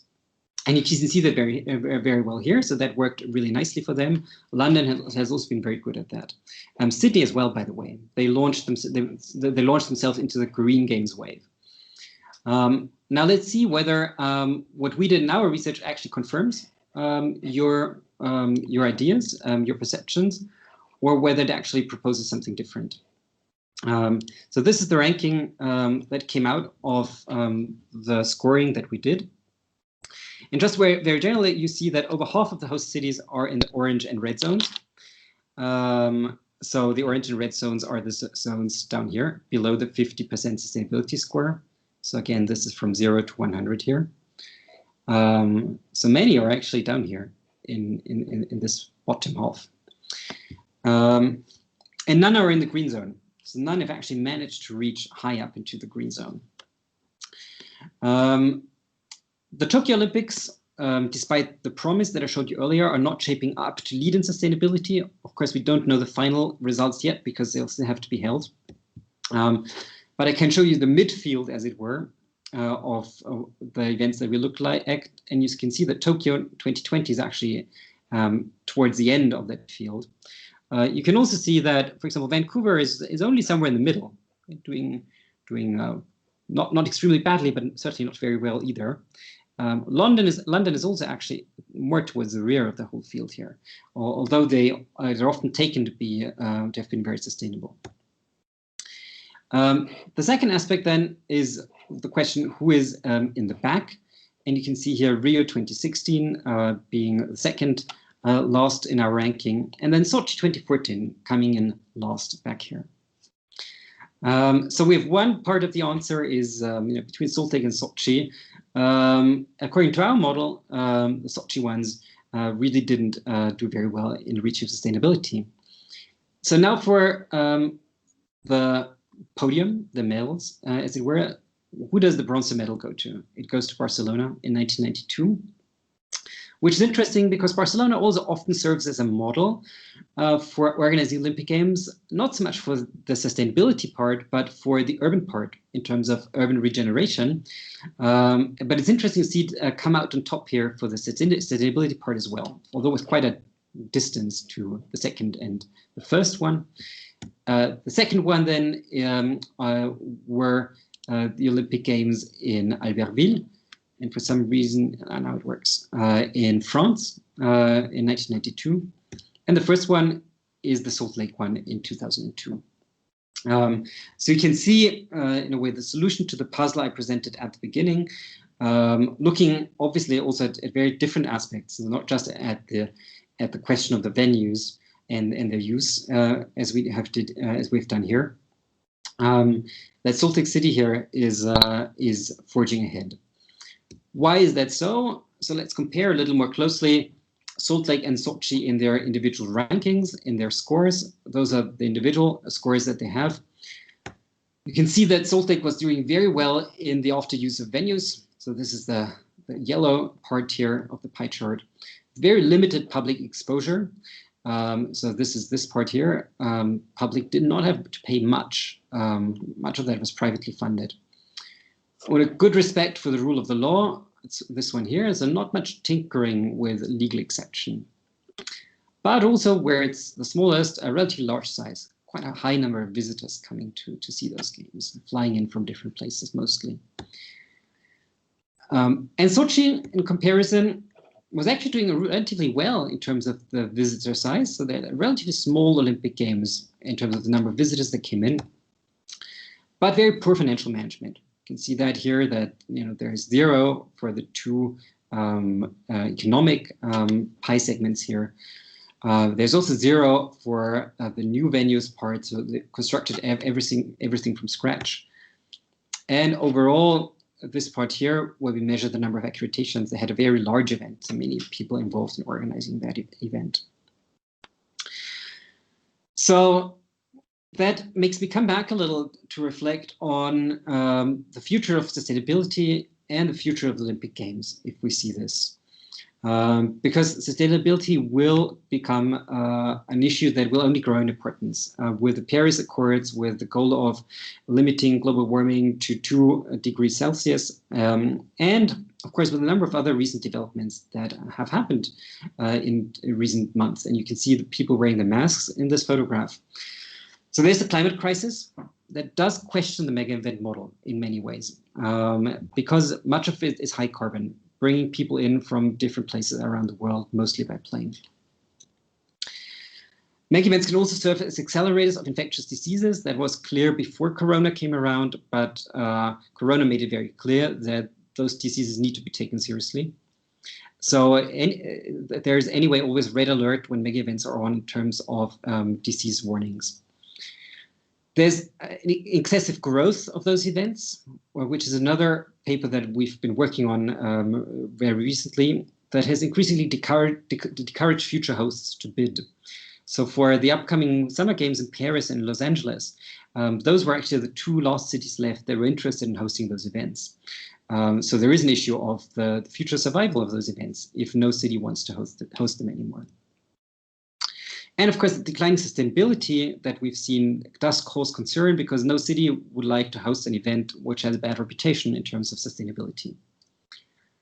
So radical changes towards more sustainable games are needed, are in store, as are radical changes for our whole way of life, by the way. But there are 3 that I would like to highlight. One is the need to greatly downsize the event, in particular, the kind of the physical part, the in-presence part of the event. Which will make sustainability increase in many ways, by making the stadia smaller, by reducing the number of visitors, by reducing the number of people who need to work in those stadia, but also by reducing the costs.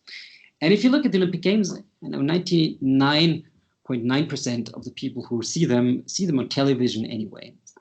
So those could be much smaller without limiting their reach to people around the world.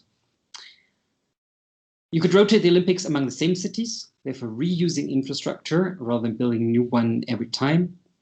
And if you're really serious about sustainability, then there needs to be an independent body that develops, monitors, and enforces credible sustainability standards across the Olympic Games.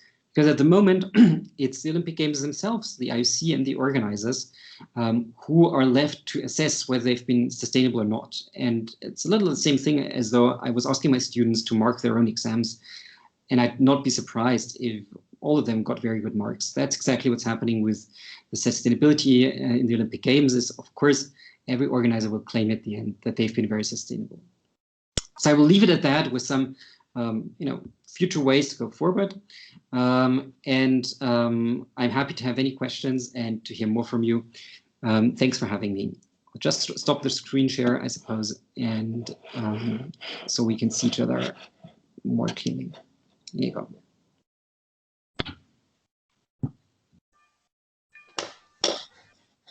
Thank you, Martin, for your presentation, and nice to see you. So I just start with a short comment, and then I leave the floor to David and other colleagues or students. I think that the presentation is very interesting and also very inspiring for this workshop and for all of us. I think that we all can agree when you talk about the growing demand for the sustainability of mega events. In particular, I think what is strategic in your presentation and abstract is the need to, let's say, consider mega events within long-term regenerative processes. This kind of sustainability. I think that a transition of mega events is strongly required because of the multiple reasons that you mentioned in your presentation, because of their impact, the impact they risk to produce, but also according to the effect of the economic crisis on the one hand, and also the coronavirus that you mentioned, that are radically changing the context in which we can organize these events, sport, cultural, and whatever, but also to develop this kind of project.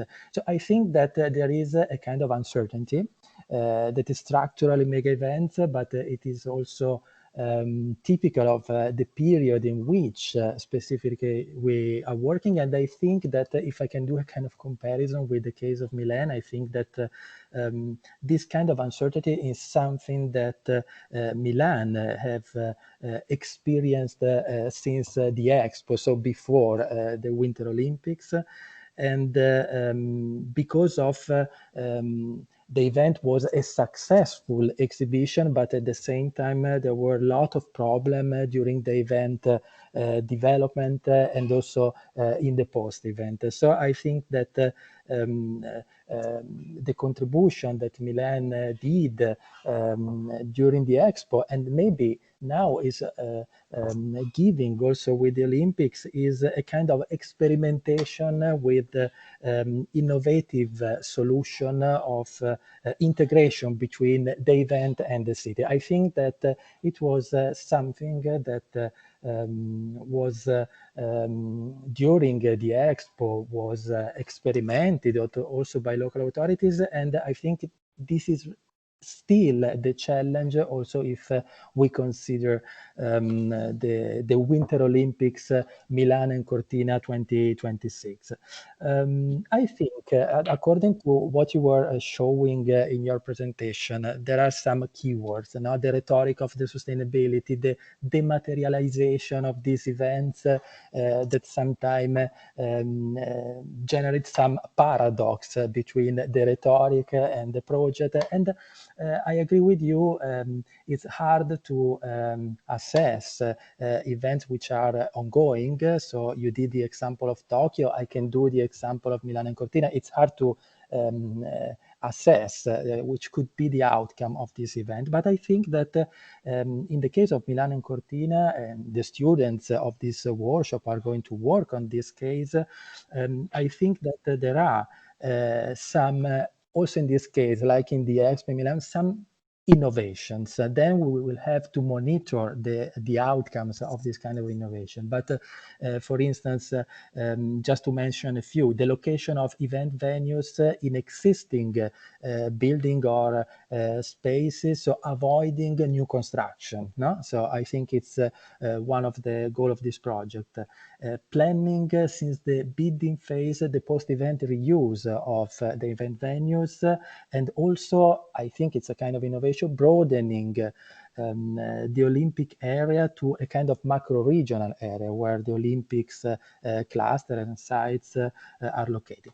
I don't know if it is a consequence of a gradual evolution of the Olympic Games, but your work show us also some contradiction, no? So the sustainability decreasing in your analysis, but maybe it's also a consequence of the 2020 Olympic agenda that maybe it's out of your analysis, because I think, if I'm not wrong, that the first effects of the Olympic agenda 2020 will be in Paris, Summer Olympics 2024, and then in Milan and Cortina. So it's something that we have to consider and to analyze.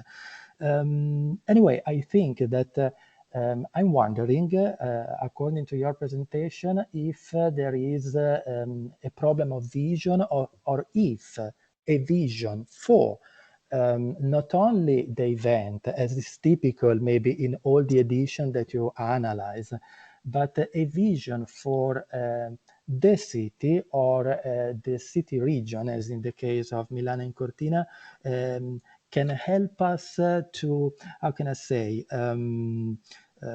to drive the project for the event and the post-event towards toward the sustainability. And I think it is the last doubt that I want to share with you. I am wondering if you agree, but I think that maybe it's also part of the discussion of the workshop, if on the one hand, this kind of vision for a wider area, like the Olympic macro region, in the case of Milan and Cortina, could inspire at some extent the project for instance, the Olympic Village in the Porta Romana railway yard, where the students are going to work, or how, at the opposite, in a lacking of vision, as I was saying, this kind of project could inspire this vision that is still missing and maybe that we need in order to increase the sustainability of the event. These are my doubts and this is my comments. I don't know if Davide, please help me if do we want to add other questions or we can wait for the answer by Martin and do it later. Thank you. For the sake of time, I will throw in 2 quick questions, hoping that this won't kill Martin, because I see the comment and the questions. It's been a lot, and I hope this will be feasible.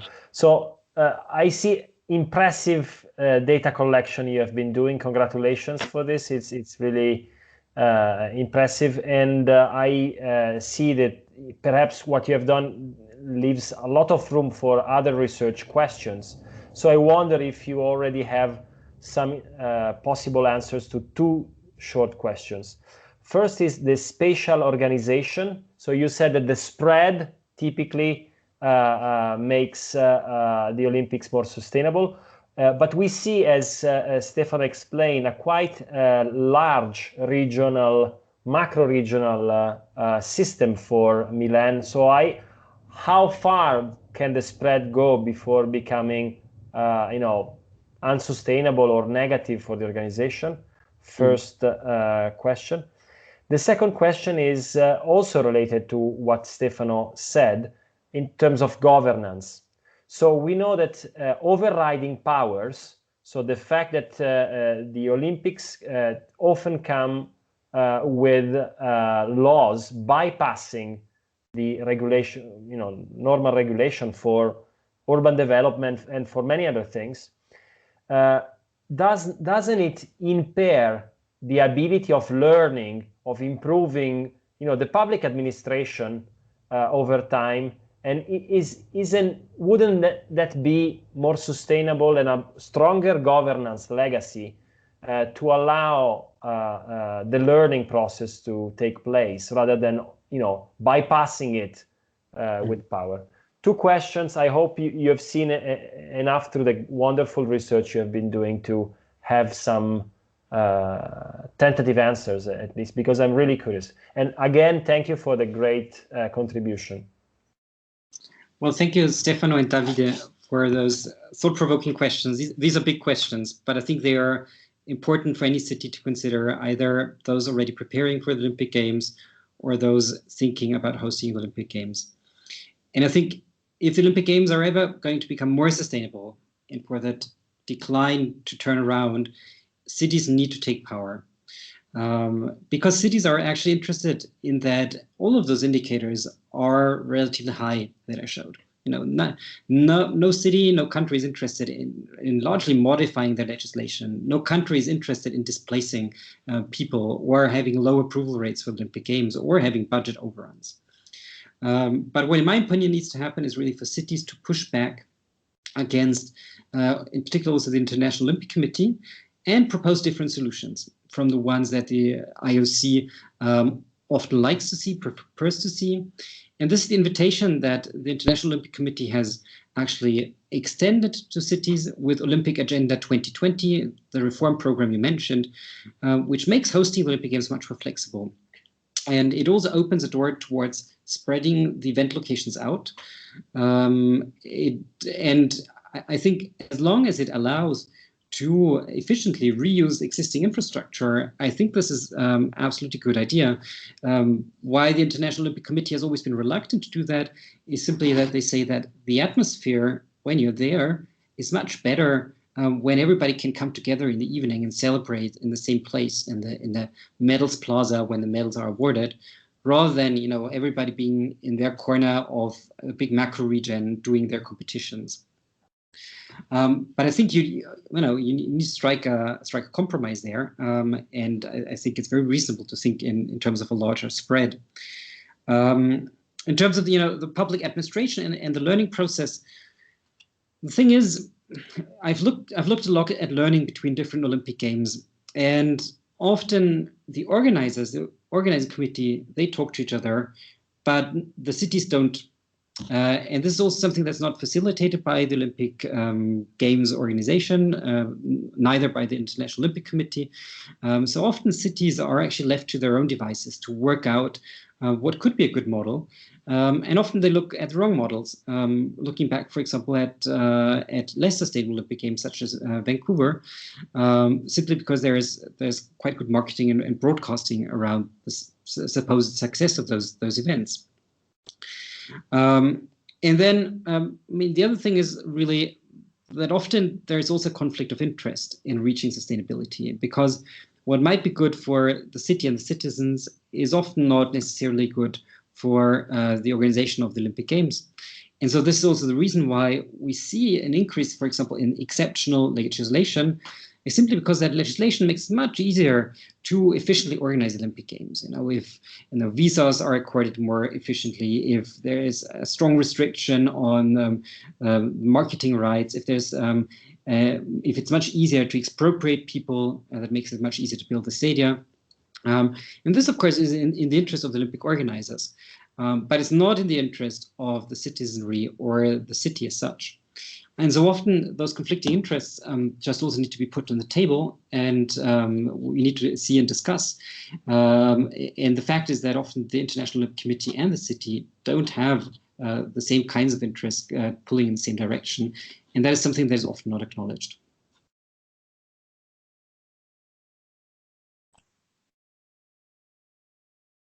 Great. I'm not sure. I turn to Camillo and I see, we are almost on time, so I'm not sure if you want to open the floor to questions from students or other colleagues or not. I am not. I think that unfortunately, we have no time. All right. So I'm sure we will have other occasions to discuss with Martin, and virtual big virtual clapping for him. Thank you very much. I wish you all the best for the rest of the workshop. I think what you're doing is really important, and it's really important to develop visions, but then also to kind of push through that visions, perhaps against resistance and against the powers that be, because I think we do need a radical change of how things are done with organizing the Olympic Games. And I'm very hopeful that some really good creative ideas are going to come out of this workshop.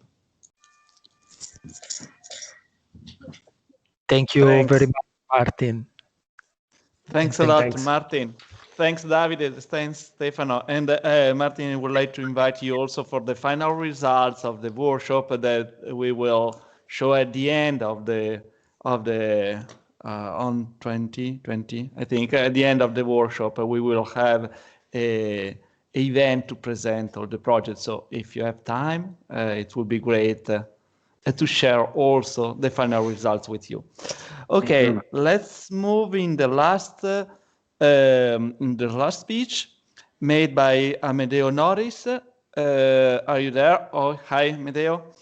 And I would like to invite Giulia Setti, Corinna Del Bianco, and now we have discussed about the urban project in the city. The second step, what does it mean to work with a specific program at Olympic Games? And now the last step, the last topic is to understand how Porta Romana Rail Yard is part of a larger rail system, or we can say a matrix, a territorial matrix for the city. So thanks a lot, Amadeo. Giulia, I think that you can start. Thank you, Camillo, and thank you, Amedeo. I'm just briefly, and I hope I'm not making mistake, introduce you Amedeo. Amedeo is an architect and is graduated at Politecnico di Milano, I think not a couple of years ago, and then he joined Laboratorio Permanente, and we have decided to invite the group of Laboratorio Permanente today because they won the competition, the international competition of the renewal of the Scalo Farini and the Scalo San Cristoforo rail yard in Milan in 2008. They built the studio. Laboratorio Permanente was created in Milan by Nicola Russi, that is not here today, as we said at the beginning of the afternoon, together with Angelica Silos Labini, and they have worked really hard on the main issue on what does it mean to work on the renewal of, in this case, 2 rail yard, opening up a perspective, opening up scenarios, working also with the time frame in the development of the project that has been leading together with the OMA. So I'm not taking time to Amedeo, so I leave the floor to Amedeo, and then we have me and Corinna will try to ask you some questions to push the debate. Thank you, Amedeo. Thank you, Giulia, for the nice presentation, because everything was perfect. So maybe I can just start in sharing the screen. May you see the presentation? Yes. Okay, perfect. So first of all, I'm very happy to be here and to have the opportunity to present the competition, a project for which we won a competition together with OMA and many other consultants. And I think this I tried with this presentation to address it and to share you what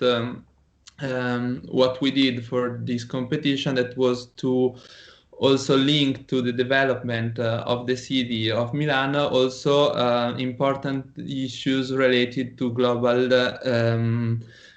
changes and other global effects. So the system of rail yards in Milan, you can see in this picture, and you can see that the system of rail yards of Milan seems to be overscaled, and it is composed by 7 rail yards, and the total surface of the system is more than 1,200,000 square meters. That if you know the new regeneration area of Porta Nuova, it's like 3.5 times. So it's really a great disponibility of surfaces for the city, and for this reason, it's a really good opportunity to have a sustainable regeneration process for the city. And so the process of the Scali started in 2005, but in 2016 there was the presentation of the project Scali Milano, which led to 5 vision for the rail yard system from international studios, as you can see in this picture. And but this was not the real starting of the project. In fact, especially for Farini, there was several academic projects. For example, you can see in the top of the left one from Aldo Rossi, and the scenarios led to 3 days of workshop with the citizen that have led to a accordo di programma that is an agreement, which then from which the competition of Farini took place. In this workshop, the Farini rail yards was linked with the San Cristoforo one. Even if they are really different, because Farini is the biggest one and is inside the urban fabric of the city, whereas San Cristoforo is the most peripheral one and is more linked to Parco Agricolo Sud, because that is situated in the south of Milan. But these two areas that might be very different were linked because the volumes that will be built on Farini will pay the park of Farini itself, but also the park of San Cristoforo, because on San Cristoforo there have not been no volumes of new construction. After the competition was structured in 2 phases. After the first phase, 5 teams have been selected, and we were selected with other international firms such as Kengo Kuma, Arup, Grimshaw, and Bauku. And in the first phase, we focus on and we try to extend and rephrase the request that the competition brief have given us by raising new issues related to the metropolitan area of Milan and also to global issues. And we have did either for Farini and either for San Cristoforo. And the main challenge like we was facing before, of course, the health crisis we are living now, was facing climate change, and where the competition took place was a period in which climate was a real actual problem.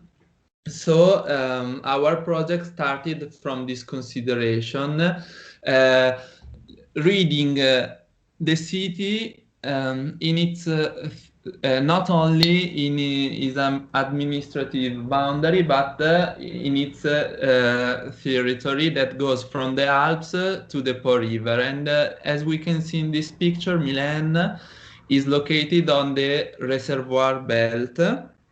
So this is an invisible coast that divided the two different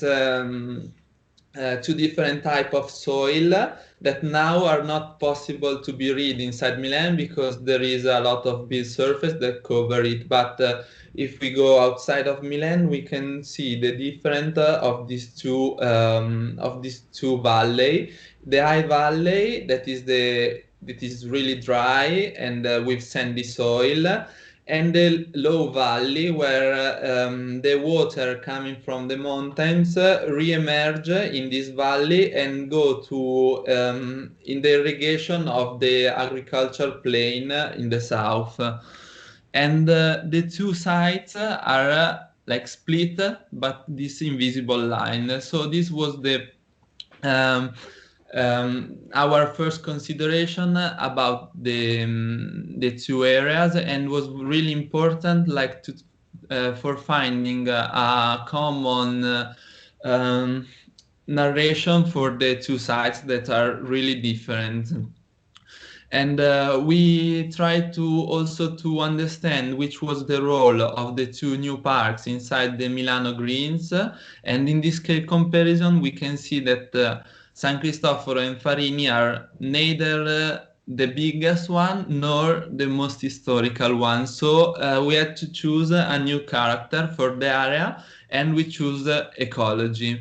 In fact, for us, in this moment of dramatic environmental transformation and a permanent crisis, economic crisis, etc., we thought that our priority have been changed. So the main values that a city can offer was no longer brick, but was the environmental condition that Milan could offer to its citizens and to visitors. So we tried to design two new ecological filters, one blue and one green, that are able to face and to contrast the toxic agents that are linked to the urban settlement. And for San Cristoforo, we imagine a blue space that was able to filter and clean the polluted water coming from the northern part of Milan, and to clean it before giving it back to the agriculture plain. And we imagine this as a space that was able to clean it with new techniques and natural techniques like phyto depuration and natural pools. And on the other side, for Farini, we imagine like a green forest that was able to clean and to cool the wind coming from the south, that going through the city became warmer and warmer and more polluted going in the north. So if we can see in this section, we imagine like a forest that was able to contrast the effect of heat island effect and of pollution. And in order to do this, we study the prevailing winds of Milan, and we saw that the most dominant wind coming from the south, so from the agricultural plain, and go to the north. So the area in which Farini is in the north. So we designed a new park, a new urban void that was going to contrast this hot wind, and was trying to giving new outdoor comfort to the new neighborhood for the heat and also for the pollution. But for us, the park was not only an ecological purpose. In fact, for the park was also the support of urban recreational activities. So we imagine also not only an ecological filter, but a urban park. And this park for us was and was like the first part of a new green system that can go from the center of the city, so from Porta Venezia to Mind Expo. So we imagine that we believe that green is stronger and have a stronger effect if it's linked together, if it's not only an oasis, but if it's a system. So we try to design this park also to leave the possibility for a potential development of a green system that connects Mind Expo to the center of the city. Mind is the area where there was Expo in 2015 for people who haven't been in Milan before.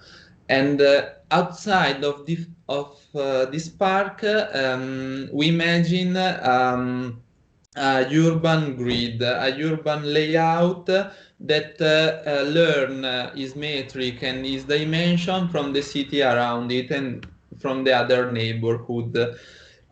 Because for us, and also for us, the urban sustainability is strongly related to the citizen habits, because we think that cities can be the really sustainable urban type of settlement, more than the città giardino, or more than other type like the sprawl of the peripheral part. And so we try to imagine a city that now this year or last year, Parigi this task a city in 15 minutes, so in which you can reach all the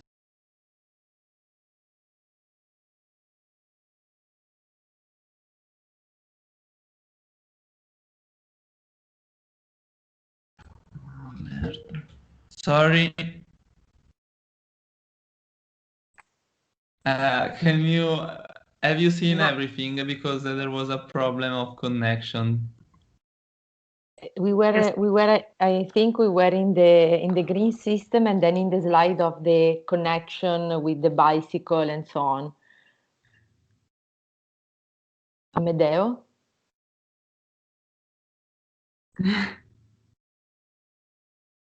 I think he froze. Okay, so you have seen these two, right? Yes. Okay, so just go back 1 second. So you have seen this one, also the green system.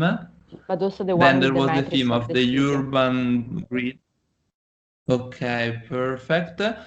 And so, but then we try to to broke this regularity with the new public space. So we imagine not only a park, but a keep green system. That was also the task that the brief competition asked for us. So we mapped all the local centrality around the area, and we try to reproduce it as a new public space system, trying to also dialogue with the pre-existing inside the area and inside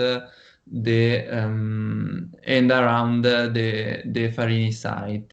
And as you can see in this picture, we try also to design in different way the buffer of the park. In the north, there is like a really strict boundary that is really straight, but in the south we try to work with the pre-existing in a like a mosaic way, like have a series of garden and green areas.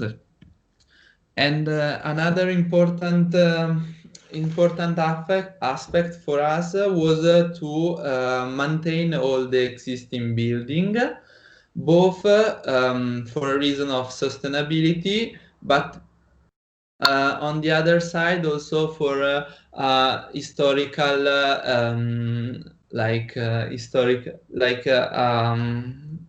a trace of the history of the area. And the main one was the Brera that would go inside one of the existing buildings that we imagine to reproduce also, and to give the centrality for the new development, also bringing one of the two connection on that goes from the two sides of the park on the top of the roof of Brera. So in order to give also importance not only to the like imagining a new square that was a high level and from which you can see the Cimitero Monumentale, that it's like a park of sculpture because it's really rich of good sculpture and other arts piece. And so with these two new connections, we imagine a city that was designed to promote walking and cycling, and with a new line of tram that goes in the main axis of the city, because also public transportation for us was a real important point for the sustainability of mobility and the reach of the area.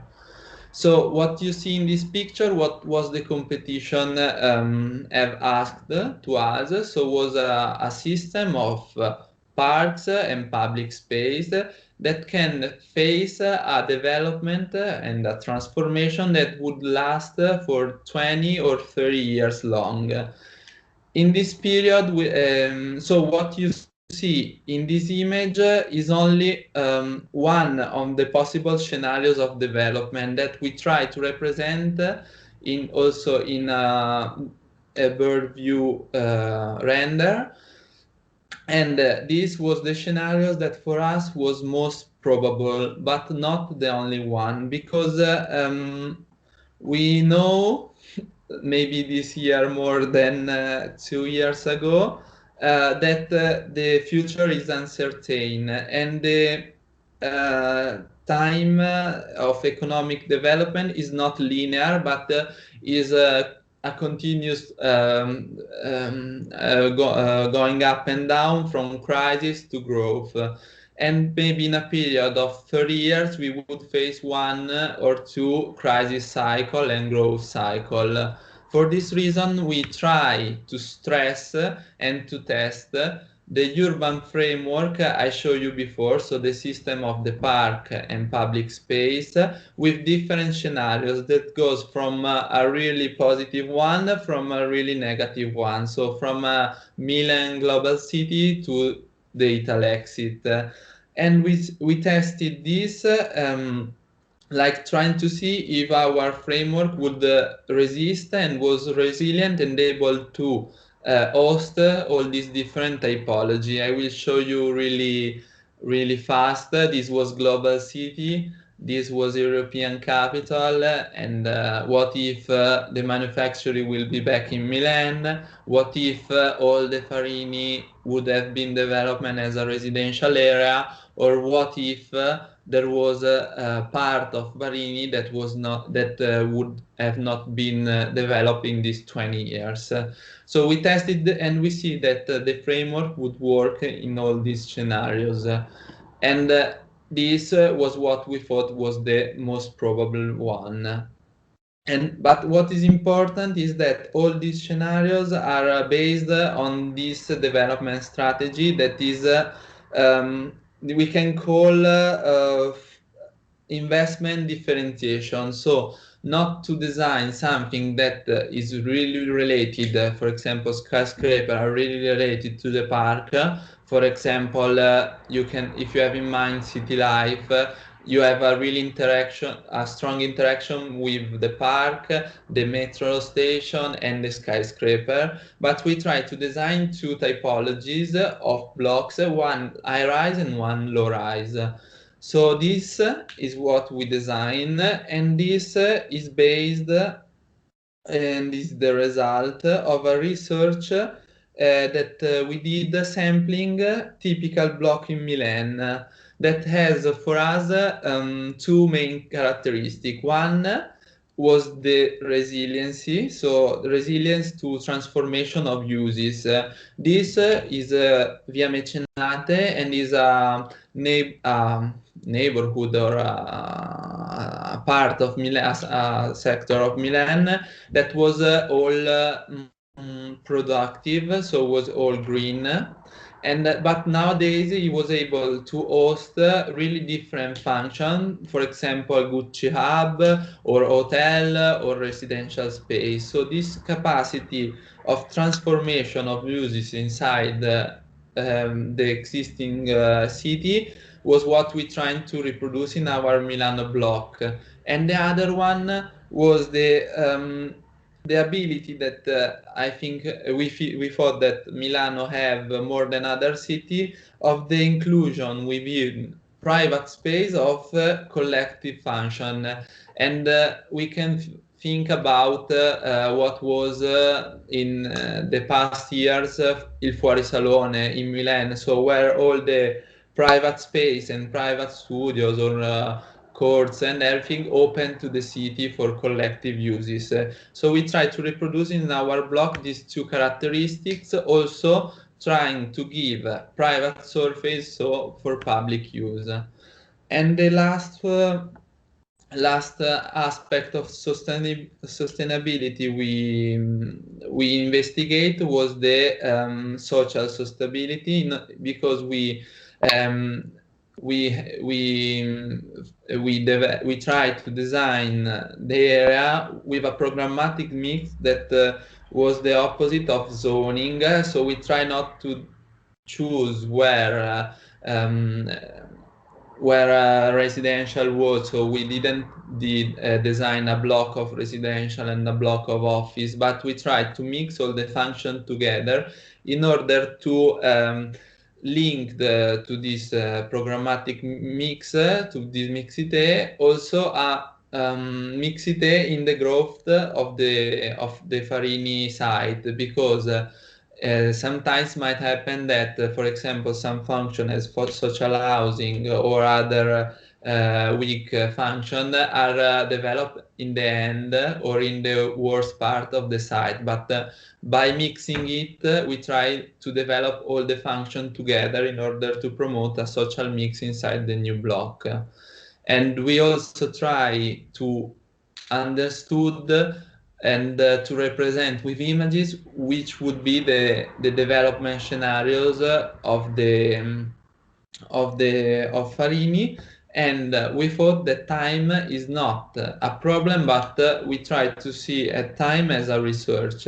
So we try to investigate how to open the area to the public with the smallest cost possible, and we saw reference of, for example, the Buga that happened in Potsdam, and is like you only put you only structure the public space, but not with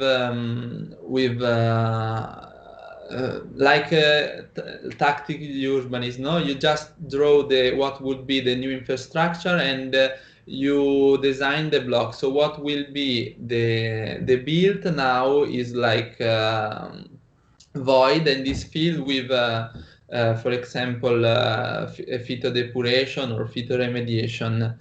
And we try also to represent with 4 images, which was the stop. So we imagine to open to public this new park, and then like to host temporary activities inside the area while some other blocks have been built, and then to put public infrastructure, and then at the end to have realized all the city together. And on the other side, for San Cristoforo, what we did was to try to understand also the role of Navigli that goes really close to the area, and we have mapped what there was like the green around the area, and we see, as you can see in this free picture, that there are a lot of green surface, but that are really generic. So what we tried to investigate was to reproduce inside the area what was the environmental context of Parco Sud. So that was really really a high, that has a really high environmental density. So we propose in our area to reproduce this environmental intensity in order to face the urban density on the other side of the Navigli, in order to reproduce also because we knew that was impossible to reproduce the same the same atmosphere and the same public space of the Darsena and the most and the inner part of the Navigli. So we try to do something that was really most linked to the context in which we were working, and so we proposed this environmental intensity, designing a natural pool and a common ground both for human and non-human. So we imagine it like to mix the two realities. And also here there was of course the ecological aspect. And as Delbo show you, the south part of Milan is really rich of water. So we imagine like to make the water comes from the ground and to filter with an ecological filter the polluted water of the city with a system that of natural pool that was able to purify Milan's water. And like with a series of natural pool that filter, regenerate, and then make the water clean again. And so these are some images of what are the space inside the park. So there is this main natural pool. Then we also imagine a part more linked to the city for sports and leisure.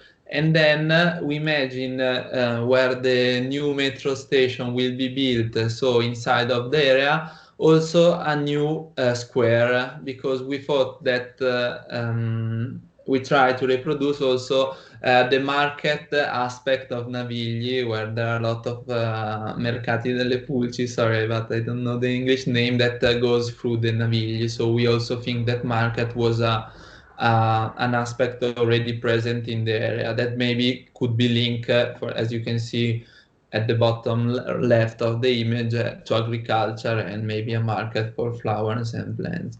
So in this common ground space, we also imagine to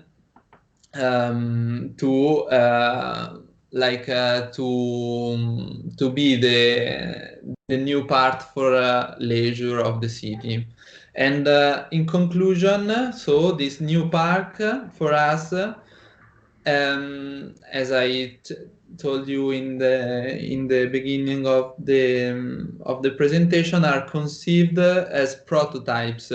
So what we would like to point out was that this might be an approach that can be reproduced in the other part of the city, because we know that these two are not able to filter out all the pollution inside the city, but we thought that with the competition was the good place in order to show a new approach to the design and to urban design. And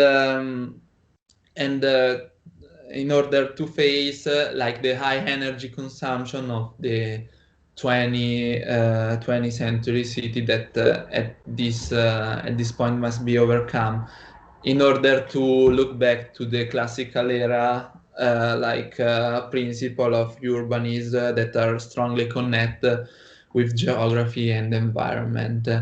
And just to conclude the process I opened in the beginning, after the proclamation of the competition, we had a lot of presentation and a lot of events in which we explain our project to the citizen. There have been a process of public consultation with also an online question on which citizen could answer. And for example, here was when I explained the project, because we had also an exhibition in Triennale at the Urban Center. This process was ended in the Milano Art Week. At the end, we had a phase in which with the city municipalities and COIMA and FS Sistemi Urbani, that are the owners of the area, we did some modification to the master plan. For example, in Farini was the introduction of two green land bridges on the railways, and in San Cristoforo was the new passerella that for us was only straight, and now they had a competition that the design of this passerella won, and we introduce it in our project. And that was the end of the process. Now the Farini site is like going on, but really slow, because also Porta Romana with Olympic Game is starting, and they have presented a few days ago the selection of the candidates that goes on the second phase of the competition. So that's all. So thank you very much, Amedeo, and congratulations for this extremely interesting work, and also for the presentation that was extremely clear, and I think very, very useful for all the students. So I imagine that the experience that you gained with this project, as you were also mentioning, that might be replicable, can be extended also to the network of the 7 Milanese yards, in some ways at least. Of course, each one has its own peculiarities, but are a kind of network that can be used also as a system, or imagined as a system. And I think that a very powerful point that you stressed is that of the uncertainty of future. And especially now that we are what we are experiencing, and now that we have to admit that actually it was predictable. So, and we are saying, oh, it was not expectable, but actually it was. So I have a couple of interrelated questions that also because of time are really directed at helping students in their design experience. So to take full advantage of your experience for themselves. So the first one is, so which architectural and urban elements do you think should prevail in the design of these areas, of the rail yards? And also taking into account the social, historical, and economical dimension of the area. And the second point starts off your imagination, your idea for Porta Romana. So what elements do you think should remain and should be considered as kind of permanent after the end of the Olympic Games in Porta Romana? And maybe Giulia, do you want to add something? I just add one small question, because we have jumped into Amedeo with many questions. Just to, from your experience on the long process of the Farini competition, and also the participative approach that you did after with the citizen, what are, let's say, the positive or the negative aspect that you have taken from this experience, also from a design perspective, that maybe you have learned, and do you think are, let's say, relevant when we have to work, when we have to deal in a huge part of the city, an urban void, as you said, that is in a way comparable with the one of Porta Romana? What do you think are the, let's say, the clever aspect that we can take from your experience in the Farini project as a guideline also for the work that we are starting to approach right now? Okay. So I will start. I wrote all the questions, so I start from the first one.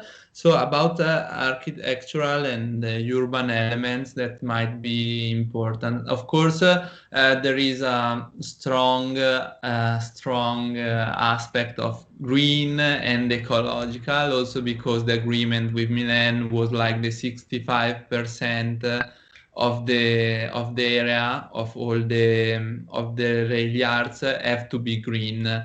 But what I suggest is not to think about the rhetorical green that maybe we see every day. Like it's not only the park, the classical park that maybe have a high maintenance cost and everything. Maybe try to reinterpret and try to how can I say, try to find new ways of interpretation of green that goes beyond what we see every day in the city and what the city also have nowadays inside. So try to put another Milano green, I don't know, something like that is different.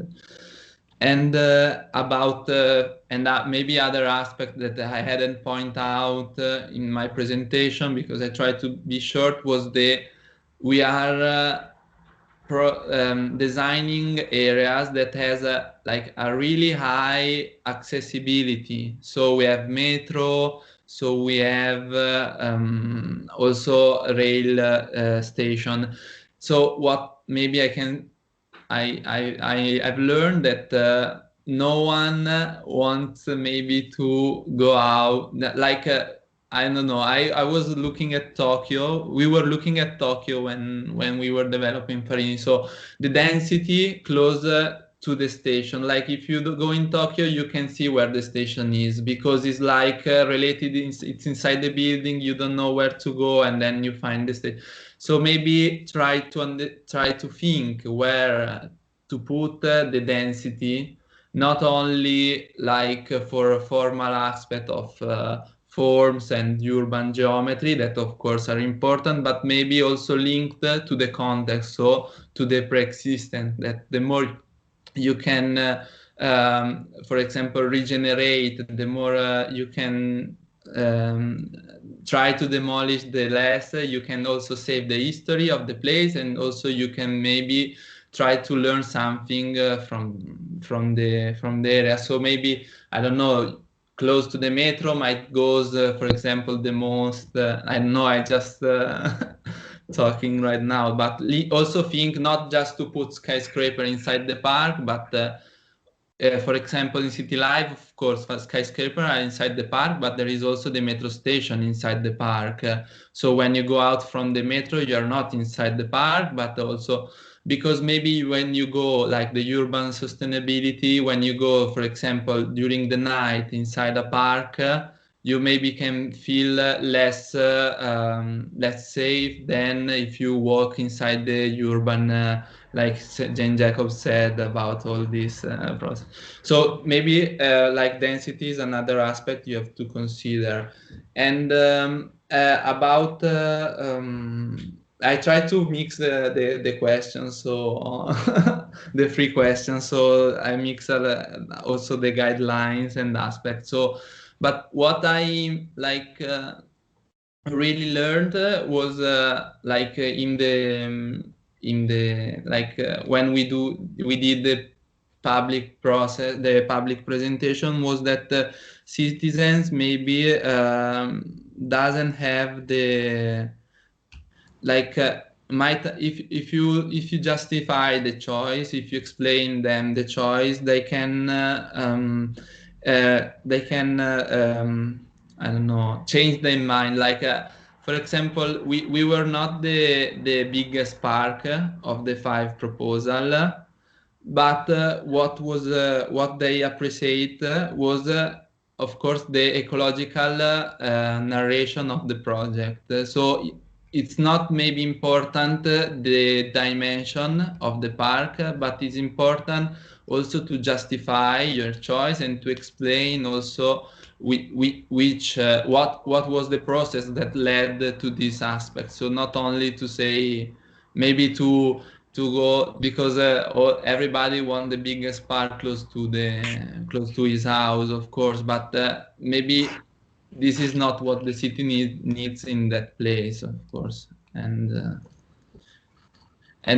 yes, of course, and try to design maybe something that, of course, also Porta Romana maybe is faster than Farini because they have Olympic Games, but maybe try to think and design something that can go to Olympic, but that can remain after the Olympic Games. So also balance the two ways. So something that is useful nowadays, but can be resilient and flexible also in uses. So if you have to choose typologies, not to choose something that is really linked to one program.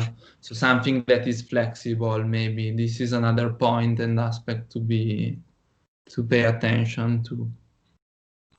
Okay, so thank you very much, Amedeo. Giulia, do you want to add something? No, I would just want to thank Amedeo once more. I think we are in a on time, kind of on time, and I don't know if maybe Camillo wants to add something at the end of the presentation, and I leave the floor to Camillo. But I would like to thank once more Amedeo for the presentation. Definitely, thank you very much. Thank you. Thanks a lot, Amedeo, and good luck also to Nicola Russi. I will to feel better as soon as possible. Yeah. Okay, thanks to all our guests. I think that has been very, very interesting today. We had the opportunity to enter deeply in the main topics, and I would like, I think that is something quite interesting, incredible. We are thinking we have to design something, I mean, to reuse something that it doesn't exist. We have to design something to reuse that it doesn't exist. This is very interesting because it's not so usual, and this is the core for me of our program. So I would like now I'm very happy to introduce Jose Maria Sanchez Garcia, that unfortunately before it had some problem with the connection. And hi Jose, it's a pleasure. Hello. Hello. At the beginning of the afternoon, we asked the professor to switch on the microphone and to spend 2 words to present themselves to the students. And I want only to say that Jose Maria Sánchez García teach in la Politécnica, en el ETSAM, en la Escuela Técnica Superior de Madrid.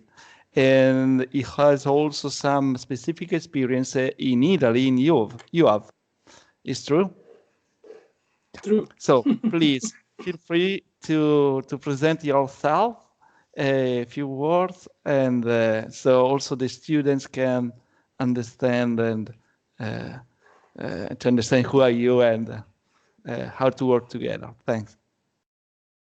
Okay. Thank you very much, Camilo. Hello to everybody. It's a great pleasure, to me to be part of this wonderful, but also difficult. I have to say that it's a very complex issue that we have to deal with, but really excited. We already saw different presentations today. We already have contact to the site and to the this special place, and we are here, both of 5, all the professors, all the guests, to try to find new answers, to this site, and I would like, just to give some words, like Camilo said, I am a professor in the School of Madrid. I've been also visiting professor in Mendrisio for several years, 5 years. I've been also teaching in Zurigo, in ETH, for a couple of semesters. And let's say that in these years of experience like a professor, I should say that I always approach our practice, like the academic, the exercises of the academic researching, always through the same point of view. In my opinion, and that's what I will try to apport, I will try to give to this workshop, each one needs to find its own researching line. And this is a message to all the students. For me, it's important to understand which are your own interests, why are you how you are, which kind of architect are you already or you will become. And in my opinion, if we find, we make the question, we will try, or we'll have time to find the answer. I don't believe in this idea that architecture, that each project starts from zero, start from the beginning, start from the beginning, but we need to find which are our interests. I will try to put my own interest, of course, and I will try to answer. We will try to answer together, of course, a group with a particular, a small point of view. No? What I think it would be very interesting is to put together all the different point of views and how in that way we can give a new opportunity to this place. I'm interested in territory, both natural and artificial. All our work, like a researcher, like teaching, but also like professional, our work in our office is working exactly on these points. So the idea will be to put together all those interests, my own interest, of course, but then we'll try to put also the interests of each one of you all together to find a common answer and to find a new opportunity to this wonderful, complicated, but exciting territory. Thanks a lot, Jose. And I would like also to ask to Roberto, Hervé, Donatella, and Sebastian, if you would be so kind to switch on this camera, and if you want to add something regarding the thing that we hear today, if you have some common, and please feel free. Yeah, maybe it has been quite a long afternoon. Thanks a lot for the presentations. Well, I mean, many line of thoughts and also information we have seen this afternoon. What is very important, and we really much agree, I think the other colleagues could agree about the fact that projects nowadays, particularly projects of a certain size in city, they are called to put together existing synergies that are perhaps hidden in a place, along with let's say something that can bring this site towards the future. And this is the challenges of the projects that I have to kind of combine different scale levels, and I have to kind of let's say make use of something that sometimes is not visible at all. And this is something that could also be part of the project here, the project area, as we have seen throughout the different kind of material that this afternoon was shown. What really means this area for the project, but also for a greater scope of the city of Milan, but perhaps even for a greater area, as we see that even the games are addressing a much larger area that expands from Milan up to Cortina and perhaps even further if we look at the network where Milan is part of. So I think that opens up for different lines of interpretations. And I see, well, I mean, the wheels in my head are already rolling in a certain direction, but I really look forward to let's say, share a number of thoughts with the students, but also with all of you. Thanks. Maybe just 2 words. Sure. Hervé Dubois. I think Adalberto told before that it was interesting for the city to have some products of the university, to some proposal, because maybe we are free to experiment in a way. Of course, workshop is really short event, but it may be the occasion to try something, an hypothesis, a little research. I said also with the strategy to work together with I don't know, 30 people, 30 students, and to express one short thing that could be maybe helpful, because the usual way of making a urban project isn't able to make this short and precise experiments. So it's the occasion, I think. Thanks, Hervé. And permit me only to underline this point, because I totally agree with you. And I think that is a crucial moment because the developer is a private developer. And the public, the municipality, has still a crucial role. So we are working in a natural conflict between public and private. It's natural, it's like always. And perhaps we can offer through our vision, perhaps, I hope, some tools to the municipality to not to control, but to have some more information or some more point of view how to fight in a natural way. I mean, how to fight between how to control, how to bring the conflict between private and public as usual. So sorry to be intervened. Donatella, Sebastian, if you want to add something more, please. Yes, with pleasure. So I would not repeat what the colleague already said because it was a very long afternoon. But so really, thank you very much. It was fantastic. So really, really interesting contributions. And the project is even more interesting as I thought. It's really fantastic. So I like the team very much. And yes, it's very, very difficult, extremely difficult. And so I just prepare. So I'm thinking about a way for the student to reach a result in a very few days. So I'm trying to thinking about a strategy. And now I have some idea, but it's a little bit too soon. But I'm really, really excited to work at the project. Thanks a lot. Sebastian, do you want to add something?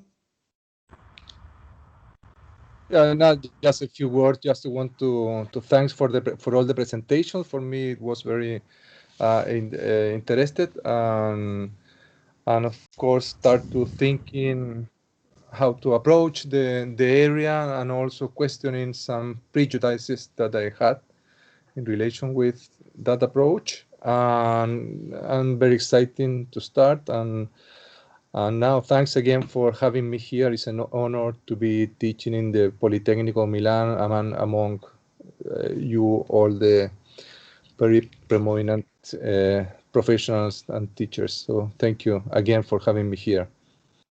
Thanks a lot. So Domenico, do you want to add something? I have seen. Just thank you very much, Camillo. Thank you all of you. Thank you, Roberto, José, Donatella, Sebastian, and Hervé for your patience, for spending the whole afternoon with us, and especially Sebastian, that is in the other side of the moon, of the world. Oh, also the moon. Stay on the moon, yes. But thank you very much. It was really, really interesting. Thank you. Yeah.